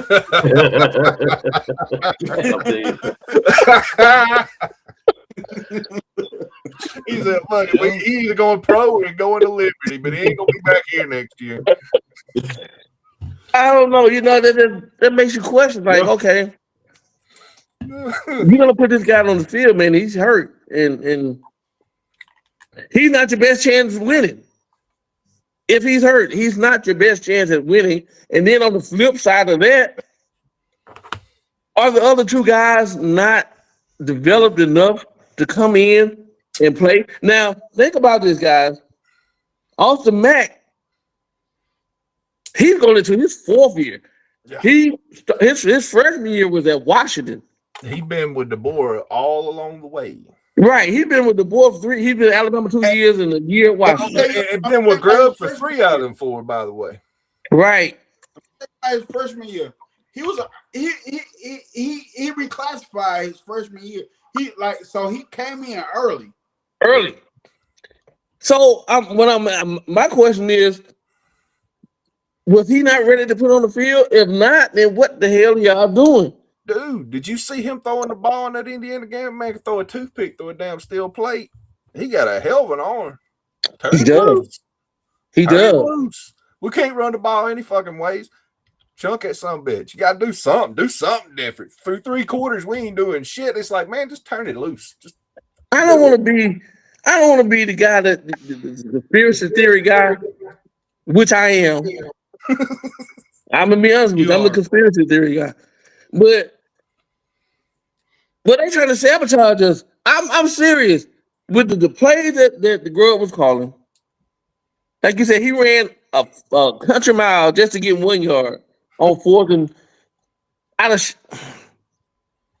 the quarterback situation. All the things we need a couple yards. We need plenty of time this year where we need like 2 yards for the first down in critical moments. But it seems like we're doing something to throw the ball 15 yards for the 2 yards.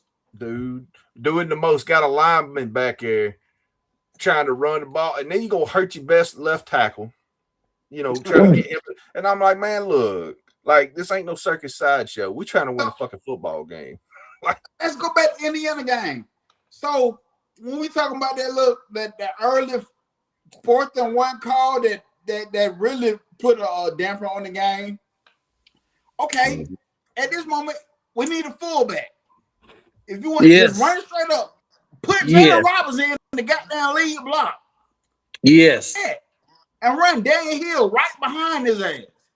Come from on the center, man. We're doing the goddamn trick play on the goddamn 4th and 1 call just to get 1 yard. Hey, man, it was many times. It was many times I really wondered, were these guys trying to sabotage us? I really, honestly, God, think something's going on. Because you can't be that stupid.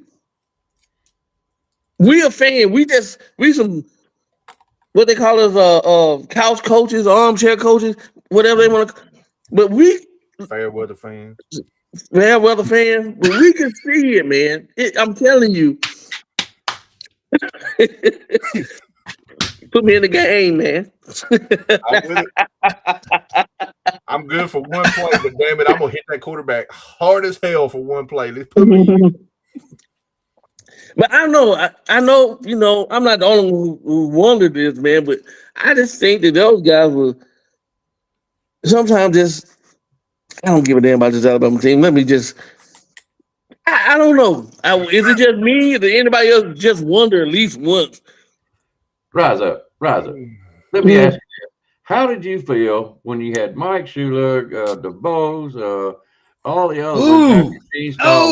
My butt's still hurting. You remember the dark ages? Stop. Hey,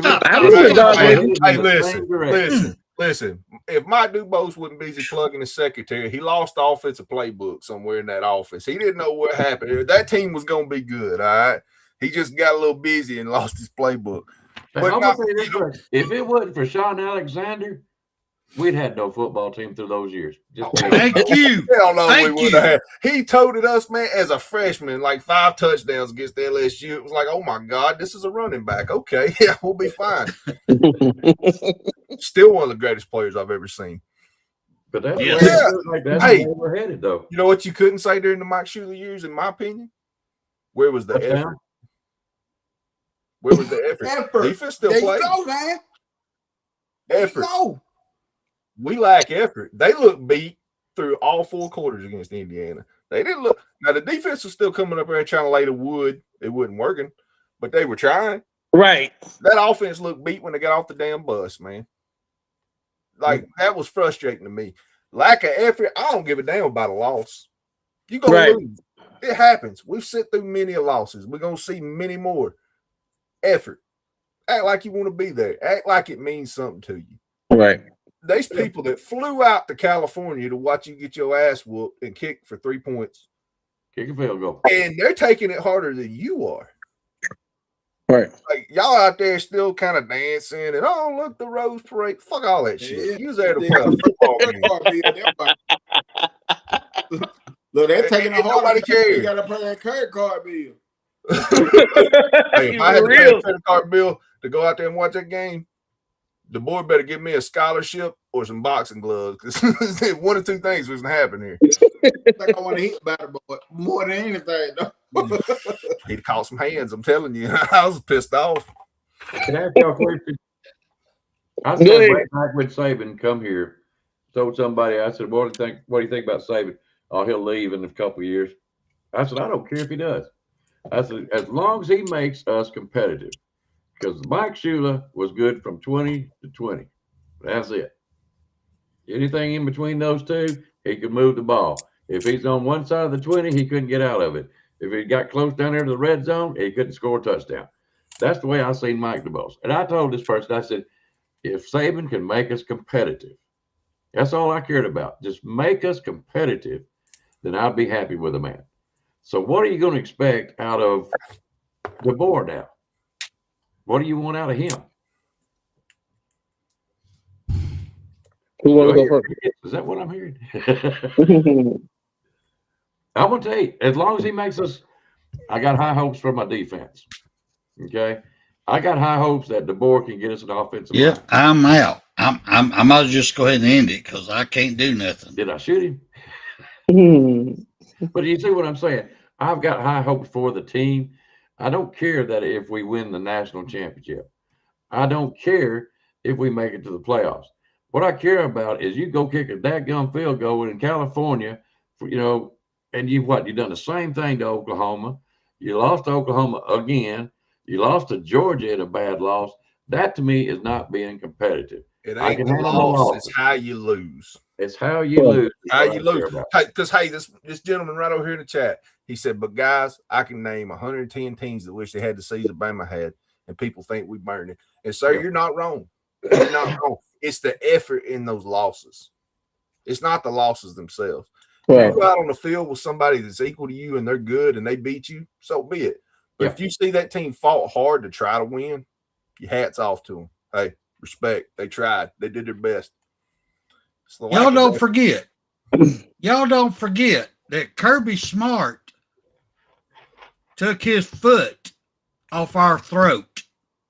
He could have kicked us out of the national championship with 2 more touchdowns. Yeah. He stopped. Yeah. Yeah. Well, let's don't forget that had they not expanded the playoffs, we wouldn't have been in the first damn place. That's what if they keep on expanding them, 5 and 7, Auburn will have an opportunity in the next year or two. Like, I don't know how much bigger they think some bitches got to get, but 64. Oh, cheers, God. I can't do it. But for me, man, it's just how we come out and just don't. Like I said, we don't look prepared at all. We don't look like they practice at all. Don't look like anyone did any film study. And it's just like, okay, we had the same game plan on offense from Florida State to Indiana. And we got lucky on a couple. And it's just, I don't know, man. We just look so uninterested. And we got to be here. A lot of us getting paid. Yeah, And that's it. It's no effort. No. We talk about Indiana and we talk about Miami. But if you go and you look at a couple of those D2, D3 schools, I'm going to tell you who I'm very impressed with. Montana State, South Dakota State, North Dakota. Hell yeah. Those guys, they leave it on the field. Whether it's a win, lose, or draw. They come out and they play. And if they lose, they lose. But man, they put it out. They lay it on the line. And those schools are small, and they don't get the big time billing and all that. And you might have to catch their game at 11 o'clock at night or some off night or some weird, But if you're ever watching those type of South Dakota State, North Dakota, them schools, Montana State, those guys come to play. I love watching that because that keeps me motivated and that kind of gives me hope for college football. But when I see Alabama do, I was like, yeah. And not only Alabama, there's a couple other schools. You're like, what the hell is this? So I don't know. No. Yeah. Spencer, you had a lot to say. I'm ready for some cussing going on. Yeah. I'm with you though, man. I was watching a lot of games this year. Like I watched Grambling a bunch. I like to watch the smaller stuff, man. Them guys are fighting hard. I seen players, I'm like, Bama, go after these guys. The film don't lie. I don't care what the level of competition is. There's certain things you see in qualities of people. Go after some of these guys, give them an opportunity. And then, like, look at Auburn this year. What were they, 5-7? That damn defense had them in every ball game they played. Their defense was nasty. They had a damn good defense. And as bad as their offense played, because their head coach is a fucking idiot, as bad as their offense played, they were in damn near every ball game they played because their defense is tough. We only beat them by 7. Yeah, absolutely. We only beat them by 7. You watch a team like that and you go, you know what? If you do some things extremely well, it's hard to deny a team, And it never felt like we were particularly great at any one point, at any one thing long enough to be dominant, which was odd to me because the players are there. There's plenty of talent there. So I don't know what the issue is. Like, and I've been saying that for a couple years now. Like, you just kind of see, they come out the gate and fall on their face, then they get hot, and then they'll hit a streak mid-season. Everybody's like, but we beat 4 straight ranked SEC teams. Who cares? What does it matter now? How many of them end up being in the playoffs? Right.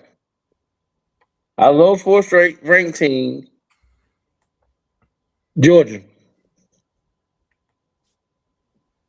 Out of the 4th ranked team that we beat, Georgia was the only one that made it to the play. Now, I think Vandy should have been in the playoff. That's just my personal opinion. I kind of think they got shafted. But Georgia was on the team. I was just mad about they wasn't even having a conversation about Vandy being in there. I was like, that's right. At least have the conversation. Right. Exactly. I think Vanderbilt would have done better than what we done. I'm willing to, they would have put up more of a fight against Indiana than us. Yeah. Like, you can say what you want to about Pavia, but he got enough in him. He's like, let me show something. You may not like him, but he kind of had that swagger to him. Like, I'm gonna show everybody. Yeah, man. So I was just telling somebody Monday at work when we came back to work, they were talking about how they don't like Pavia. I said, I hear y'all.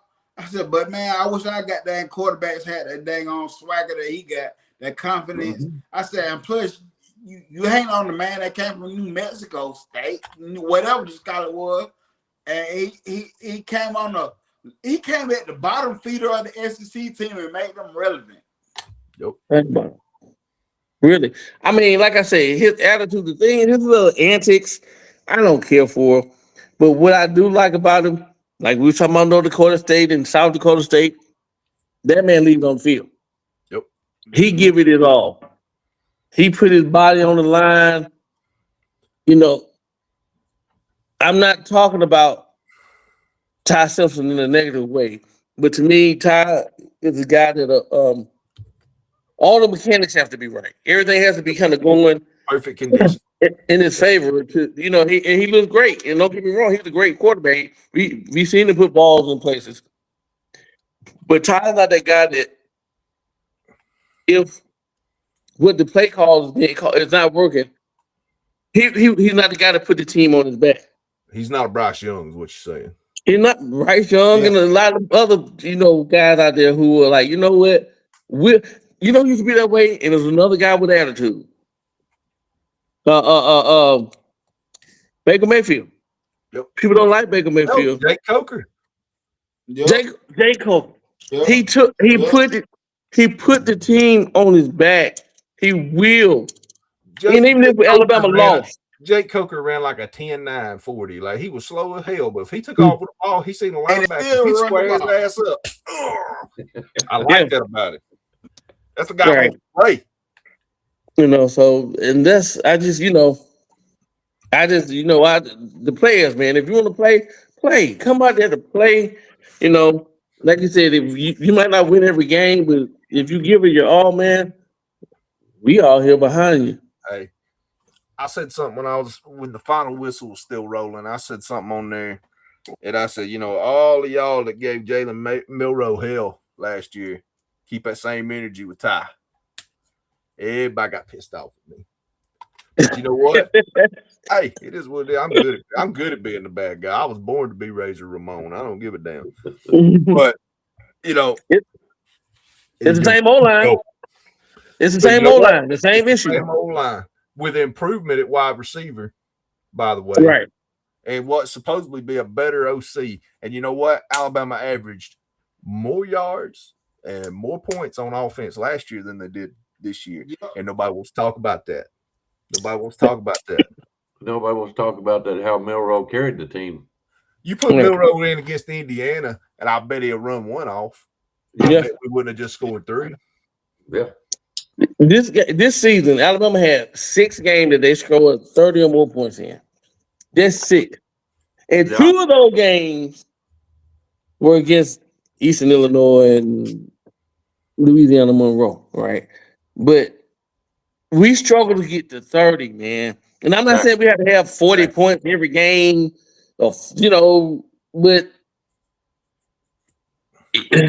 but what was our average last year game? It's like 35. 35. We was lucky to get 30 this year. Lucky to get 30. Absolutely. Lucky to get 30. You know. Yeah, a lot of the play calling, that damn Grub, man. I don't care what nobody say. He the devil. Grub be looking around like, can y'all believe that worked? It's like he didn't even have confidence. And he like, y'all believe that shit? It worked. He didn't have no damn confidence. And he picked a page out of the book. Was like, y'all believe that bullshit? They fell for that. And I'm like, I can't believe that bullshit. I was just saying in the headphones, and he did it. It worked. Remember that game? Waffle House menu talking about give me a double order of hash browns on this plate. What the fuck are you talking about, man? I remember that game when Jordan kept. I forget who they were playing. I think Jordan. I think the Bulls playing Portland. I think, and Jordan kept hitting them 3. And he was just like, I don't know. I'm just that good. That girl like Jordan. I had no idea. He was gonna do it. All right, Spencer wants to know, guys. He's having problems right now. He's got a thunderstorm coming through, and he's knocking him off. Otherwise, he'd be in here stirring the fire up. But he wants to know, around the table, how does Alabama get back? So how do they get to come back? What do you think? Anybody? I don't care. Well, first, like when the show first started off, we got to fix the trenches, man. Everything starts in the trenches. If your trenches are not right, I don't give a damn, man. What's going on? You got to. We have to shore up the trenches, especially that O-line. Secondly, the boy got some decisions to make. He has some tough decisions to make with coaching, and I know we said that the O-line was going down when Saban was there, and it's kind of started taking a nosedive. But at some point, you gotta man up and be like, hey, listen, I like you, coach, whatever your name is, but this is not working. So whether he give Grubb another year, he needs to be on the short leash. If he gives Grubb another year, he needs to be on a short leash. The O-line coach needs to be gone. And I heard people say from different sites I've been looking at and reading, you don't want to get rid of the O-line coach right now because we're in the portal. You want to have somebody there. You're trying to get guys out of the portal, so you want to be like, well, come. I don't know who our O-line coach is going to be, but so you kind of want to have somebody there. But after when the portal closed, 16. Doing him. Fire his ass. I'm sorry. Shit. Yeah, you got to get somebody else in there. Even with Freddie Roach, man. I mean, I like Freddie, but we got to do some of that D-line as well. We were talking about strength conditioning in the sports science. Man, ever since we had that sports science, we've been soft as motherfucker. I ain't gonna lie to you. We've been Charmin soft. Man, God damn. I mean, I don't know. You remember Rocky with Drago and Rocky was outside with tree stumps and he was lifting cars and boulders and Drago was in there with the machines and they would monitor his heart rate and his post, and he got his ass whooped. That's what happened to us this year. We got our ass whooped. Put that goddamn machine down and go out there and lift some. That's what I looked like in that first Oklahoma game, man. I was throwing that towel in like that, man. Don't kill him. Throw the towel. Shit, man, we need some Landon Dickersons. We need some good old boys that out there, lifting some logs and chopping some wood, man. And that's what I don't know. I know Scott Cochran is coaching West Alabama, and he got his thing going on out there in Livingston. But man, I miss Coach. We still got just as much injuries as we had when he was here. I don't see no different. But we need his fire. When you see that clip of them guys, though, when you see them guys in that locker room and Coach Cochran starts talking, man, you still get fired up as 10 years ago. Right. We need his fire. You're like, yes. Hell yes. I'm ready to go. We need somebody to fire those. Man, you look at these games, you look at the sideline, those guys don't be fired up at all. We out there looking at the pretty blinking lights. Right. We need some. We can't get Cochran, that's cool, but we need somebody who can, light a fire, man, get these guys excited and want to play and throw the fours up, man. We got to get it going. So O-line, D-line, I don't know about this sports science stuff. I mean, I understand, but we've been like wet sandwich bread since we got that. I don't know. It's just I'm not sold on that. I want to get some free rates up in there. Sometimes you got to go back to where you started to remember where you've been. All right. Right. I'm with you. Mm-hmm. Drop it old school a little bit. Let them go work out at the YMCA with the regular deal weight. I don't know, man. Maybe that $400 million facility we got, they got the machine and rubbing their legs and doing this. But I'm gonna tell y'all the real reality. The high schools been got like that now, bro. Yeah. My son stayed in their weight room at Central. They got a little tablets up there. It measure it count your reps, measure the velocity that you've been bench pressing and all this stuff in it.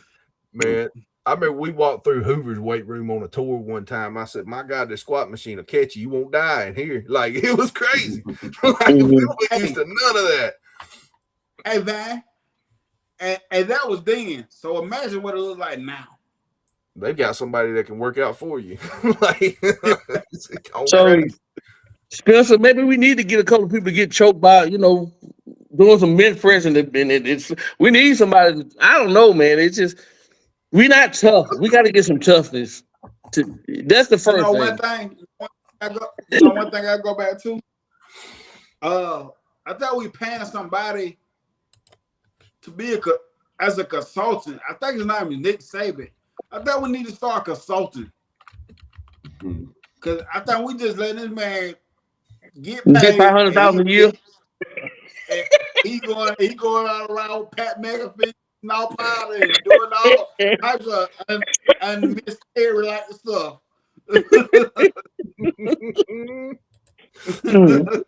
Yeah, I'd do it for a lot cheaper. If they want somebody just yell at somebody, hell, I'm in. Shit. Yeah, I thought we need to break it down. We need to go consult. And I know that I feel like he got some suggestions how to maneuver around his new college football playoff era. Because let's be real, he said he spoke it before it even happened. Right. He said everything happened before it happened. So I can imagine he probably got a couple of suggestions how to maneuver around this thing. Right. I'll tell you a good consultant, NSJ.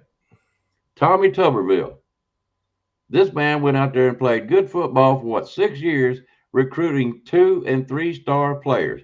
You get Tommy Tuberville out there on the recruiting trail, he'll have your dadgum offensive line, defensive line, something that you can play football with. Guaranteed. No, thank you.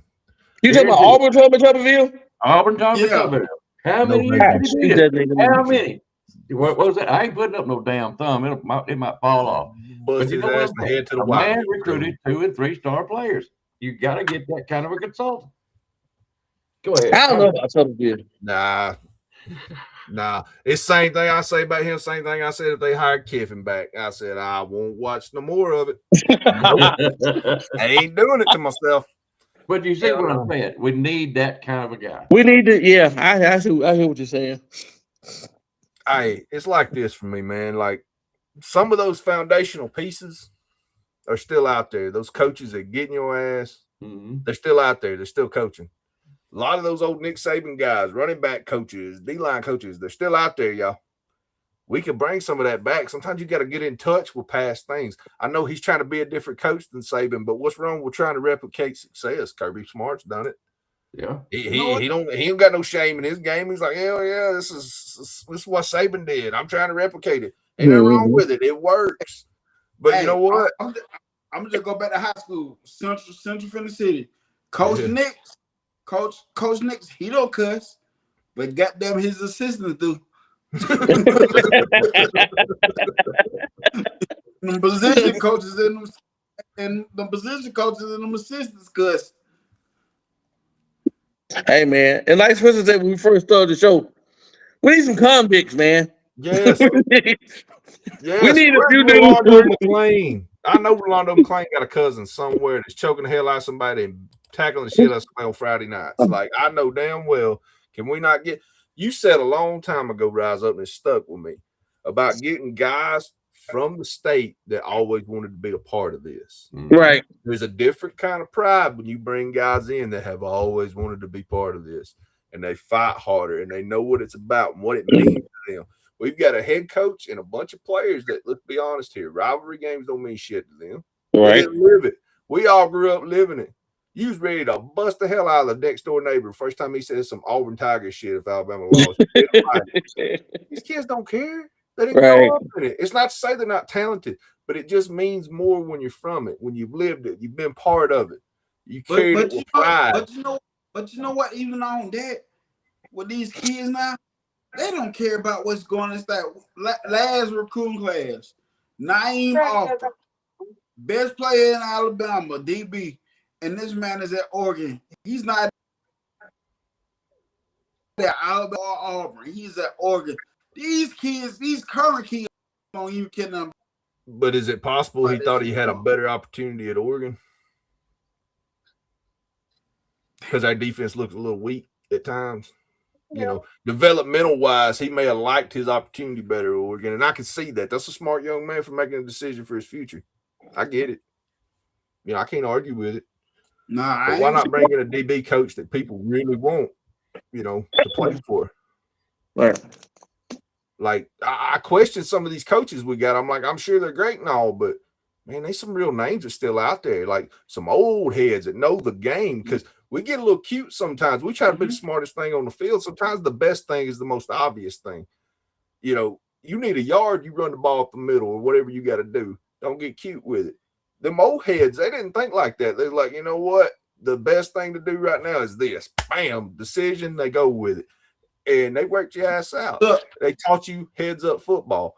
And I don't see a lot of that no more, man. Call a timeout. Talk to them and huddle. Hey, right here, this is where we grow up here. We're going to see who really want it. We're going to make that, you know what I'm saying? Toughen up. We can't do that no more because we done burnt 3 timeouts in the first quarter. We done burn them. Hey, we done burn them. And in the second half, we burn them in the third quarter. Trying to make a decision on the 4th and 1 when you should have just ran the fucking ball up the middle. Dude. I want to hear what Spencer think. Spencer, what do you think it'll take to get us back? Oh, he gone again. He said the hell with this question. I ain't answering that shit. Well, Icebox, what do you think? What do I think? Seriously? Yeah. I think you need to go out here and find these good old country boys, got hamburger juice running down their chin, weighing about 300 pounds, and want to play football and get them out. You know, one that looks like Van, you got that little dribble going down my head. That wants to play some football. And that was my whole point about Tuberville was get these 2 and 3 star players. He cut out all this dadgum prima donna stuff, 7 crap, you know, and trying to make it dadgum like you was talking about the Rocky movie. get out there and does push-ups and sit-ups and do all the old school stuff. Be a tough guy. You know what I mean? You put a O-line like that out there, ain't nothing we can't do. Just like what they say, give them the football, let them run up the middle. Well, that's what they're known for. Well, guess what? We're going to keep doing it till you can stop it. Yep. That's what I think. Now, what's going to happen? Guys, I don't know. It's kind of disheartening right now. What I'm looking at is I'm seeing that I'm hearing good stuff about DeBoer getting an offensive line. We're getting some transfers in. I'm really excited about Smothers coming in for the running back. I think the transfer portal is going to help us out. We got to do the same thing everybody else is doing. I know it's not the old school football, man, and I'm with you. We talked about it the other night. We just got to do with the times, but we got to do it the right way and get the O-line. We got skilled players. I mean, there's no doubt about it. We got Keelan Russell coming in. I ain't saying that Ty Simpson wasn't all that good. Maybe he did play hurt. I don't know. I don't care. The season's over for that. So I think we got Keelan Russell. I think we got another quarterback that's coming in. I'm trying to preach to you guys there is light at the end of the tunnel, is what I'm trying to say. If the boy can't do it in 2 years, we all know he's gone. Period. Yep. He's not. Alabama, somebody said, what's the standard? If Alabama fans are the standard, I'm going to tell you that right now. If you can't match up for what Alabama wants out of you, you're gone. You're out. We don't care how much it costs. We're like everybody else. Gone. Get. We will find somebody to bring Alabama back to where we're being competitive. That's my thought. I have one more question before we get out of here. The thing was flying around that when Saban retired, and we went and got, well, not we, they went and got Coach DeBoer, that Cincinnati was also in the market at that time, and we could have got him. Do you think that they just overlooked Cincinnati, or, with DeBoer just kind of doing what he did at Washington, he was the bigger name, the bigger prize, or because it's all about what you do now. Mm-hmm. Why? Randy Jackson song, "What Have You Done For Me Lately?"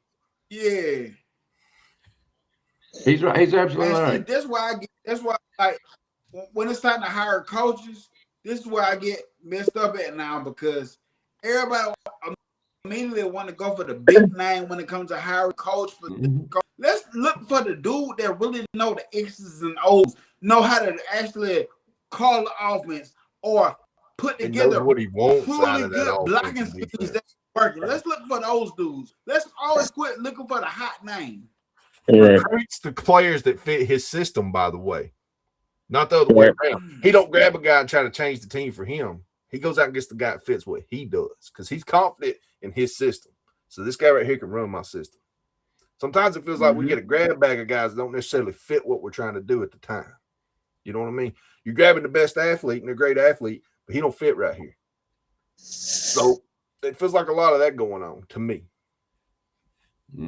But hey, I was screaming for D'Amico Ryans that whole time. You sure were. You sure? No knock on the board. I think he's a great coach. I think it was a good hire. The man has done some shit at every school he's been at. He is a good coach. I'm not going to hear his but I'm a D'Amico Ryans guy. I mean, I couldn't help it. If you can make Houston relevant, you've done something in the NFL. You know what I'm saying?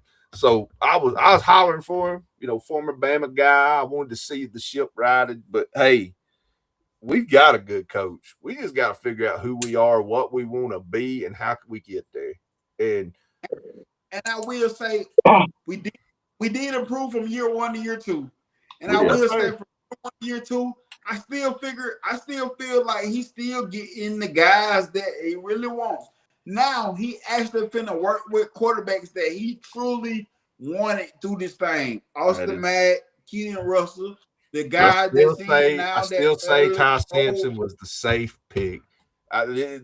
This question may have ended an entire network one time. We ain't gonna get into it. NSJ knows what I'm talking about. But but I felt like he was a safe pick because you could hear the coaches talking about coming out of camp. that the most talented guys with the ball were Austin Mack and Keelan Russell. But we went with the guy with more experience as far as being at that team the longest, I guess you'd say. Mm-hmm. And hindsight's 2020, and he had an okay year. But I think a Keelan Russell come in, get you scrapes early, because we got our ass whooped by Florida State early any damn ways. Yeah. Go with it. Go with the future. Go with it right now. Put him in there. See what he's about. Because his talent's undeniable. You watch that kid throw the ball around. Yeah. Dude, he's a surgeon. He is a surgeon. Now you go out, and you've seen enough of him to know, hey, we can do something with this guy.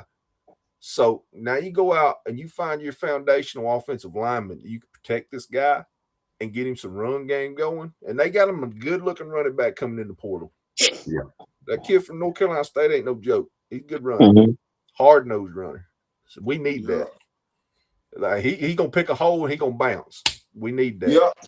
He can do it between tackles and on the outside. Great athlete. Absolutely. So you got your foundational piece. You've got a great young quarterback ready to play with tons of talent. We've still got tons of good wide receivers. We've got young, great tight ends. We've got pieces on the defenses coming back that we're all excited about. But if we don't go out there and attack and build that O-line and D-line, we're going to be the same damn thing we've been being. That's just my opinion. Because football starts in the trenches. Y'all said it all show, and it's the truth. Good football teams start O-line, D-line. It's the most important spot. Rise up, no, that's what I always preach. I always say that. Yeah. You can win with a game manager quarterback. You can't run with you can't win with linemen that can't do but one good thing. They got to be good. Period. So and same with D linemen. It's like, well, this guy can get sacks, but can he seal the edge against the run? Because it don't seem like we got a guy can do both. We got guys that can get pressure on the edge. They can hit a quarterback, but they can't get pressure against the run. They can't set an edge. There's athletes that can do both, and you know what? They can do it at a bigger size with a little light in that linebacker department. For my liking, I want some big boys in there. These athletes that's 260 and still run a 4.4, 4.5. They're out there. I see them all the time. Well, there he is. There he goes. Yep, there I go again. Yep. Now you're on good now. Well, he was all good. He's gonna be in and out. All right. Yeah. So we've been going for a minute. There's 2 hours here. Yeah. I guess we need to get off here, guys. I've enjoyed it so far. Look, hold up. Kangaroo Black. Now we got 6 Fairweather fans. Old Fairweather ass. I got to get the smartest man that I ever known about football on here. Me? I got to try anyways. I got to try. There you go, KB. Come on here for a minute if you don't mind. If you don't mind, come on up. I'll tell you what. Here's why I call KB the smartest man in the world. Ask him his favorite coach. Not his coach, I'm sorry. His favorite quarterback. Is it Walter Lewis? No, that's mine. You already know better than that.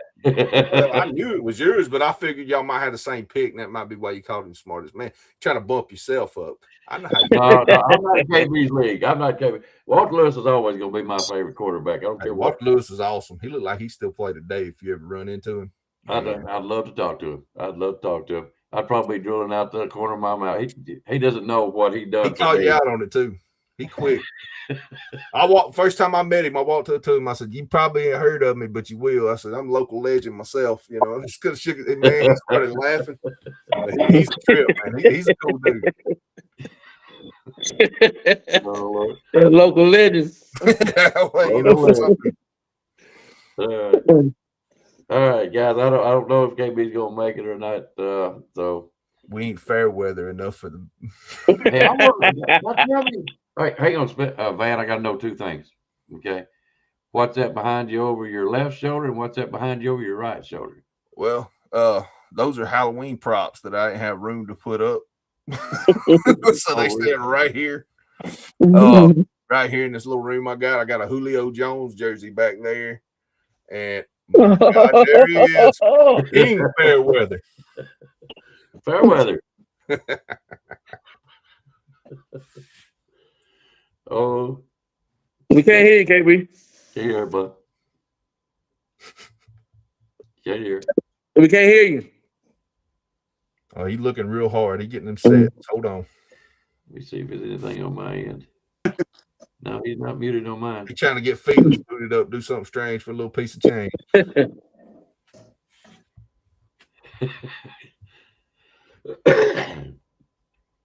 I go on microphones. I know how they are. Just missing. What happened to my guy NSJ? There he is.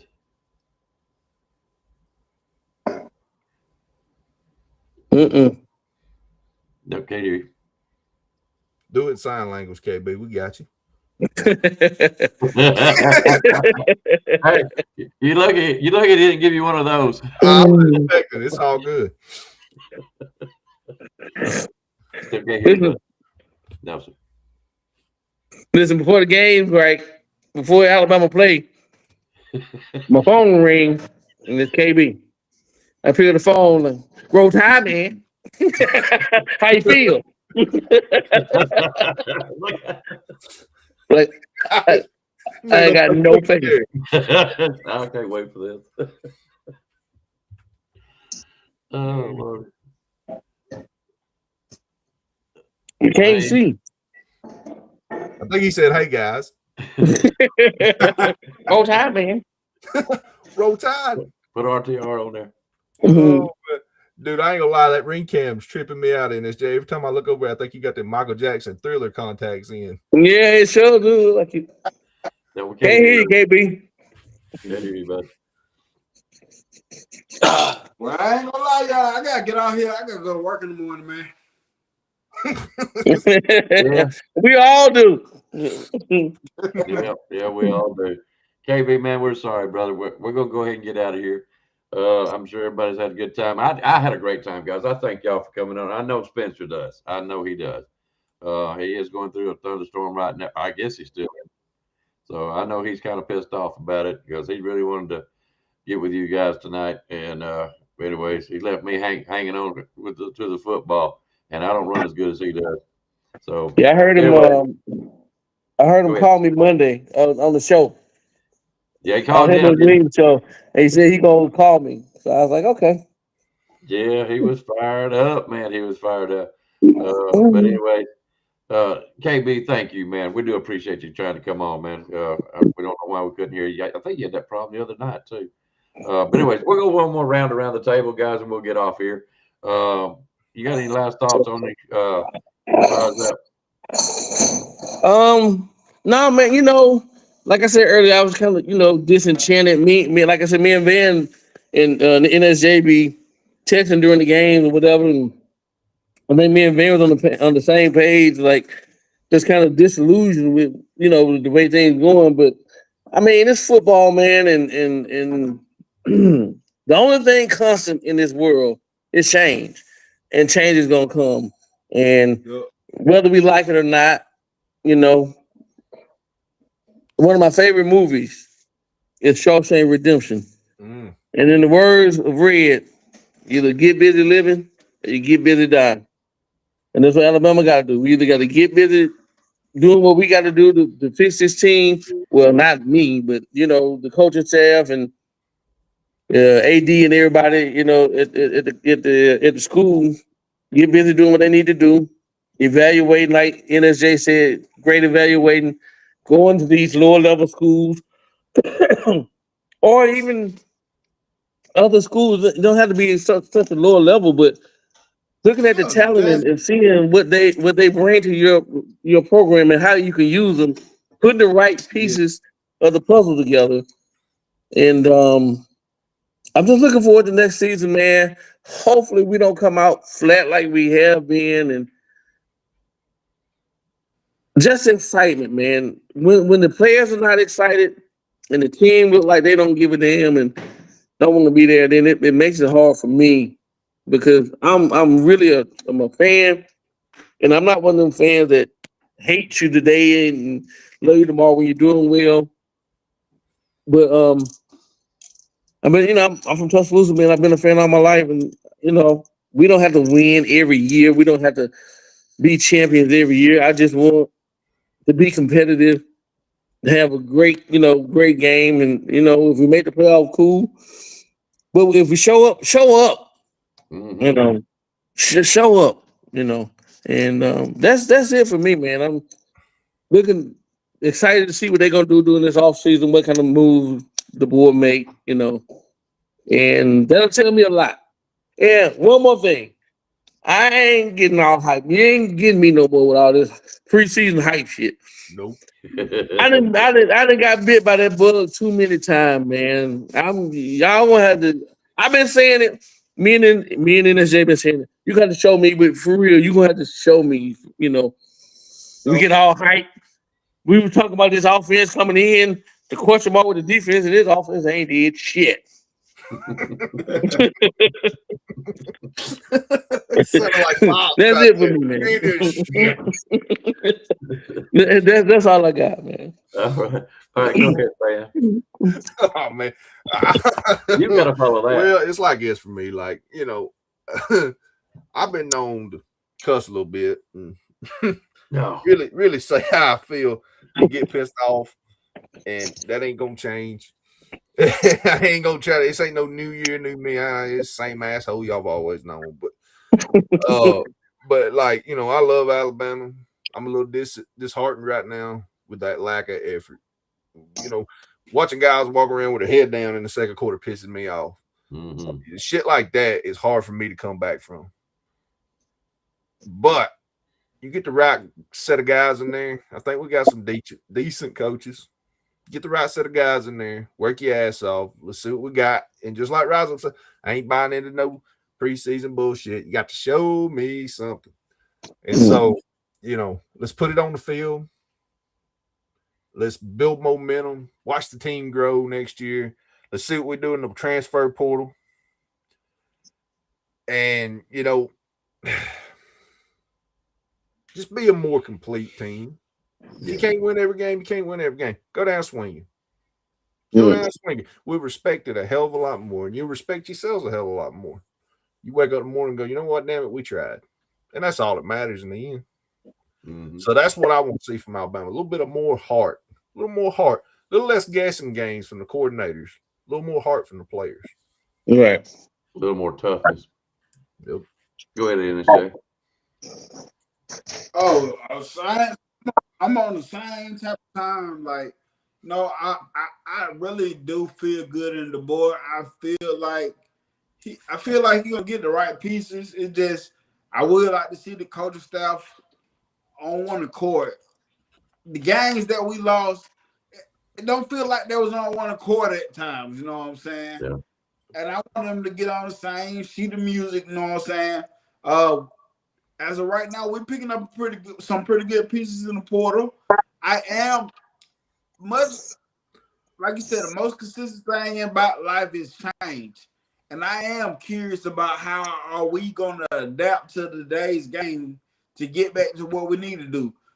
I do recognize our team has improved from last year. We did improve from last year. It felt like it was going to drop off in some areas, but hey, we improved from last year. And I thought we're gonna improve next year. Know what I'm saying? What, getting the right pieces, making the right changes, what we need to do. If we keep Grubb, I will say killing the boy, and the O-line coach, whoever it is, y'all need to get together and look at film from what y'all did this year and make the right adjustments. You know what I'm saying? And let's correct this in the off season and during the spring practice and fall summer camp and all that. But I feel like we'll be good. I'm an Alabama fan no matter what. So we get on here and do all this bitching and complaining about our team, but get what we still gonna say in the end, roll tide. Hey, I gotta get on here sometimes and bitch complain just so I'm easier to live with for my wife. You know what I'm thinking? She ain't trying to hear all that shit.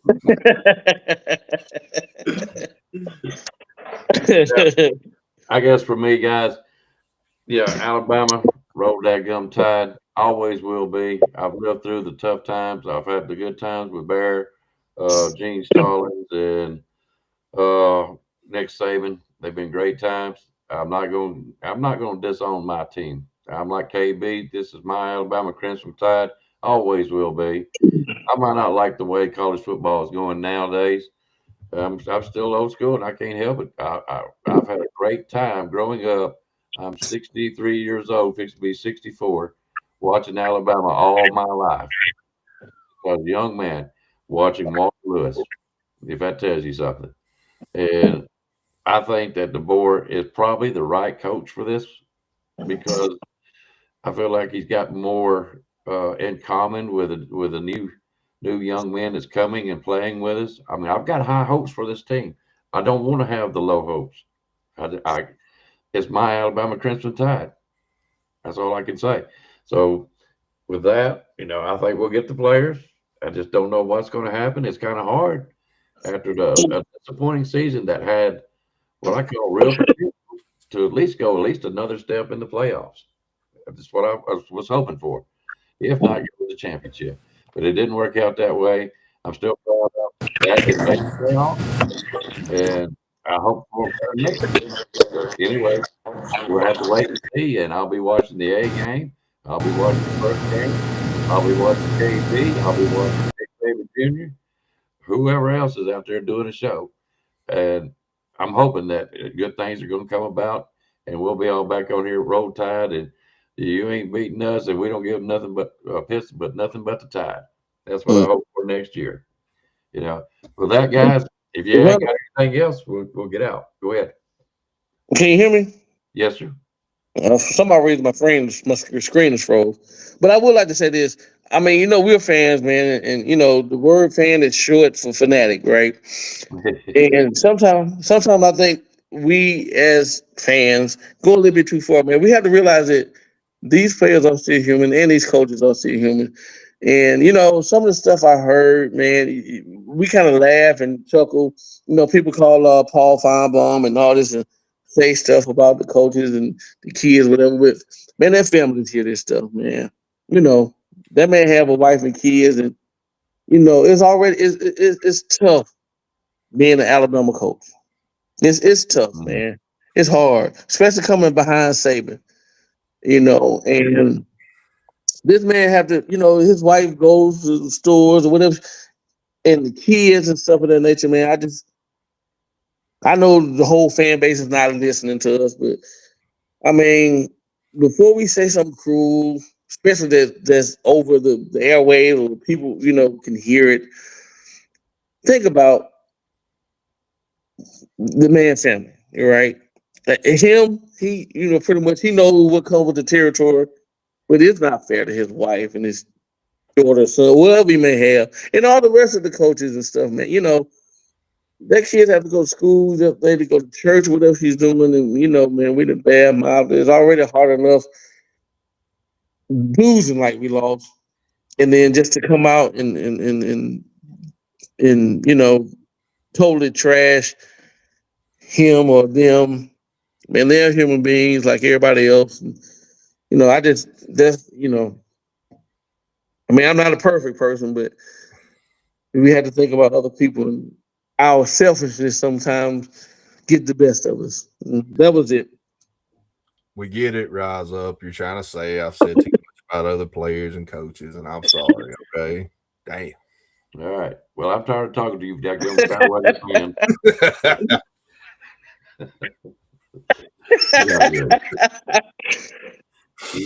Great. My thanks to today. Rise Up, man. Been too long. Hopefully we can do this again sooner than later. You know what I mean? KB, thanks for trying to come on. We love you. Guys, if you have not subscribed to KB, there's something wrong with you. Get over and get there with him. Kangaroo Black, great man. You'll love the show. Spencer, I'm sorry you had problems, man. Well, brother, we'll catch you on the next round. All right, guys, we're going to get out of here. Thank y'all for coming. And I thoroughly enjoyed it. Thanks for the reunion. You guys have a good night. I got to get in bed myself. Y'all take care. Roll that gun Tide. Roll Tide.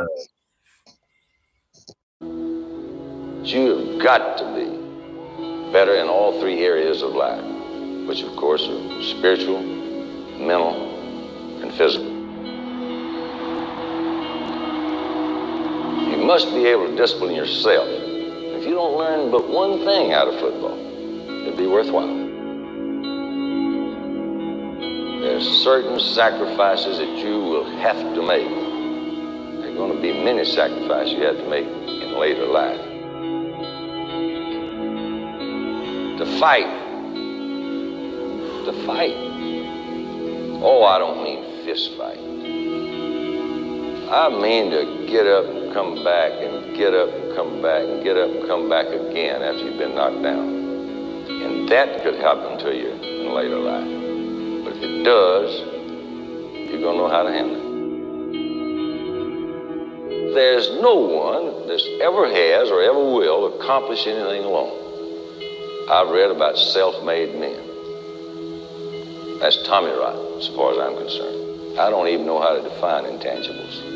And I know that if you learn these lessons, you'll have it. And if you have it, you'll win, and you'll be better prepared in those 3 areas of life that we've been talking about. That there are going to be times for everyone that you're going to get discouraged. But if you never lose sight of your objective and never give up on yourself, if we do that as a team, 11 at the time, 4 years from now, why,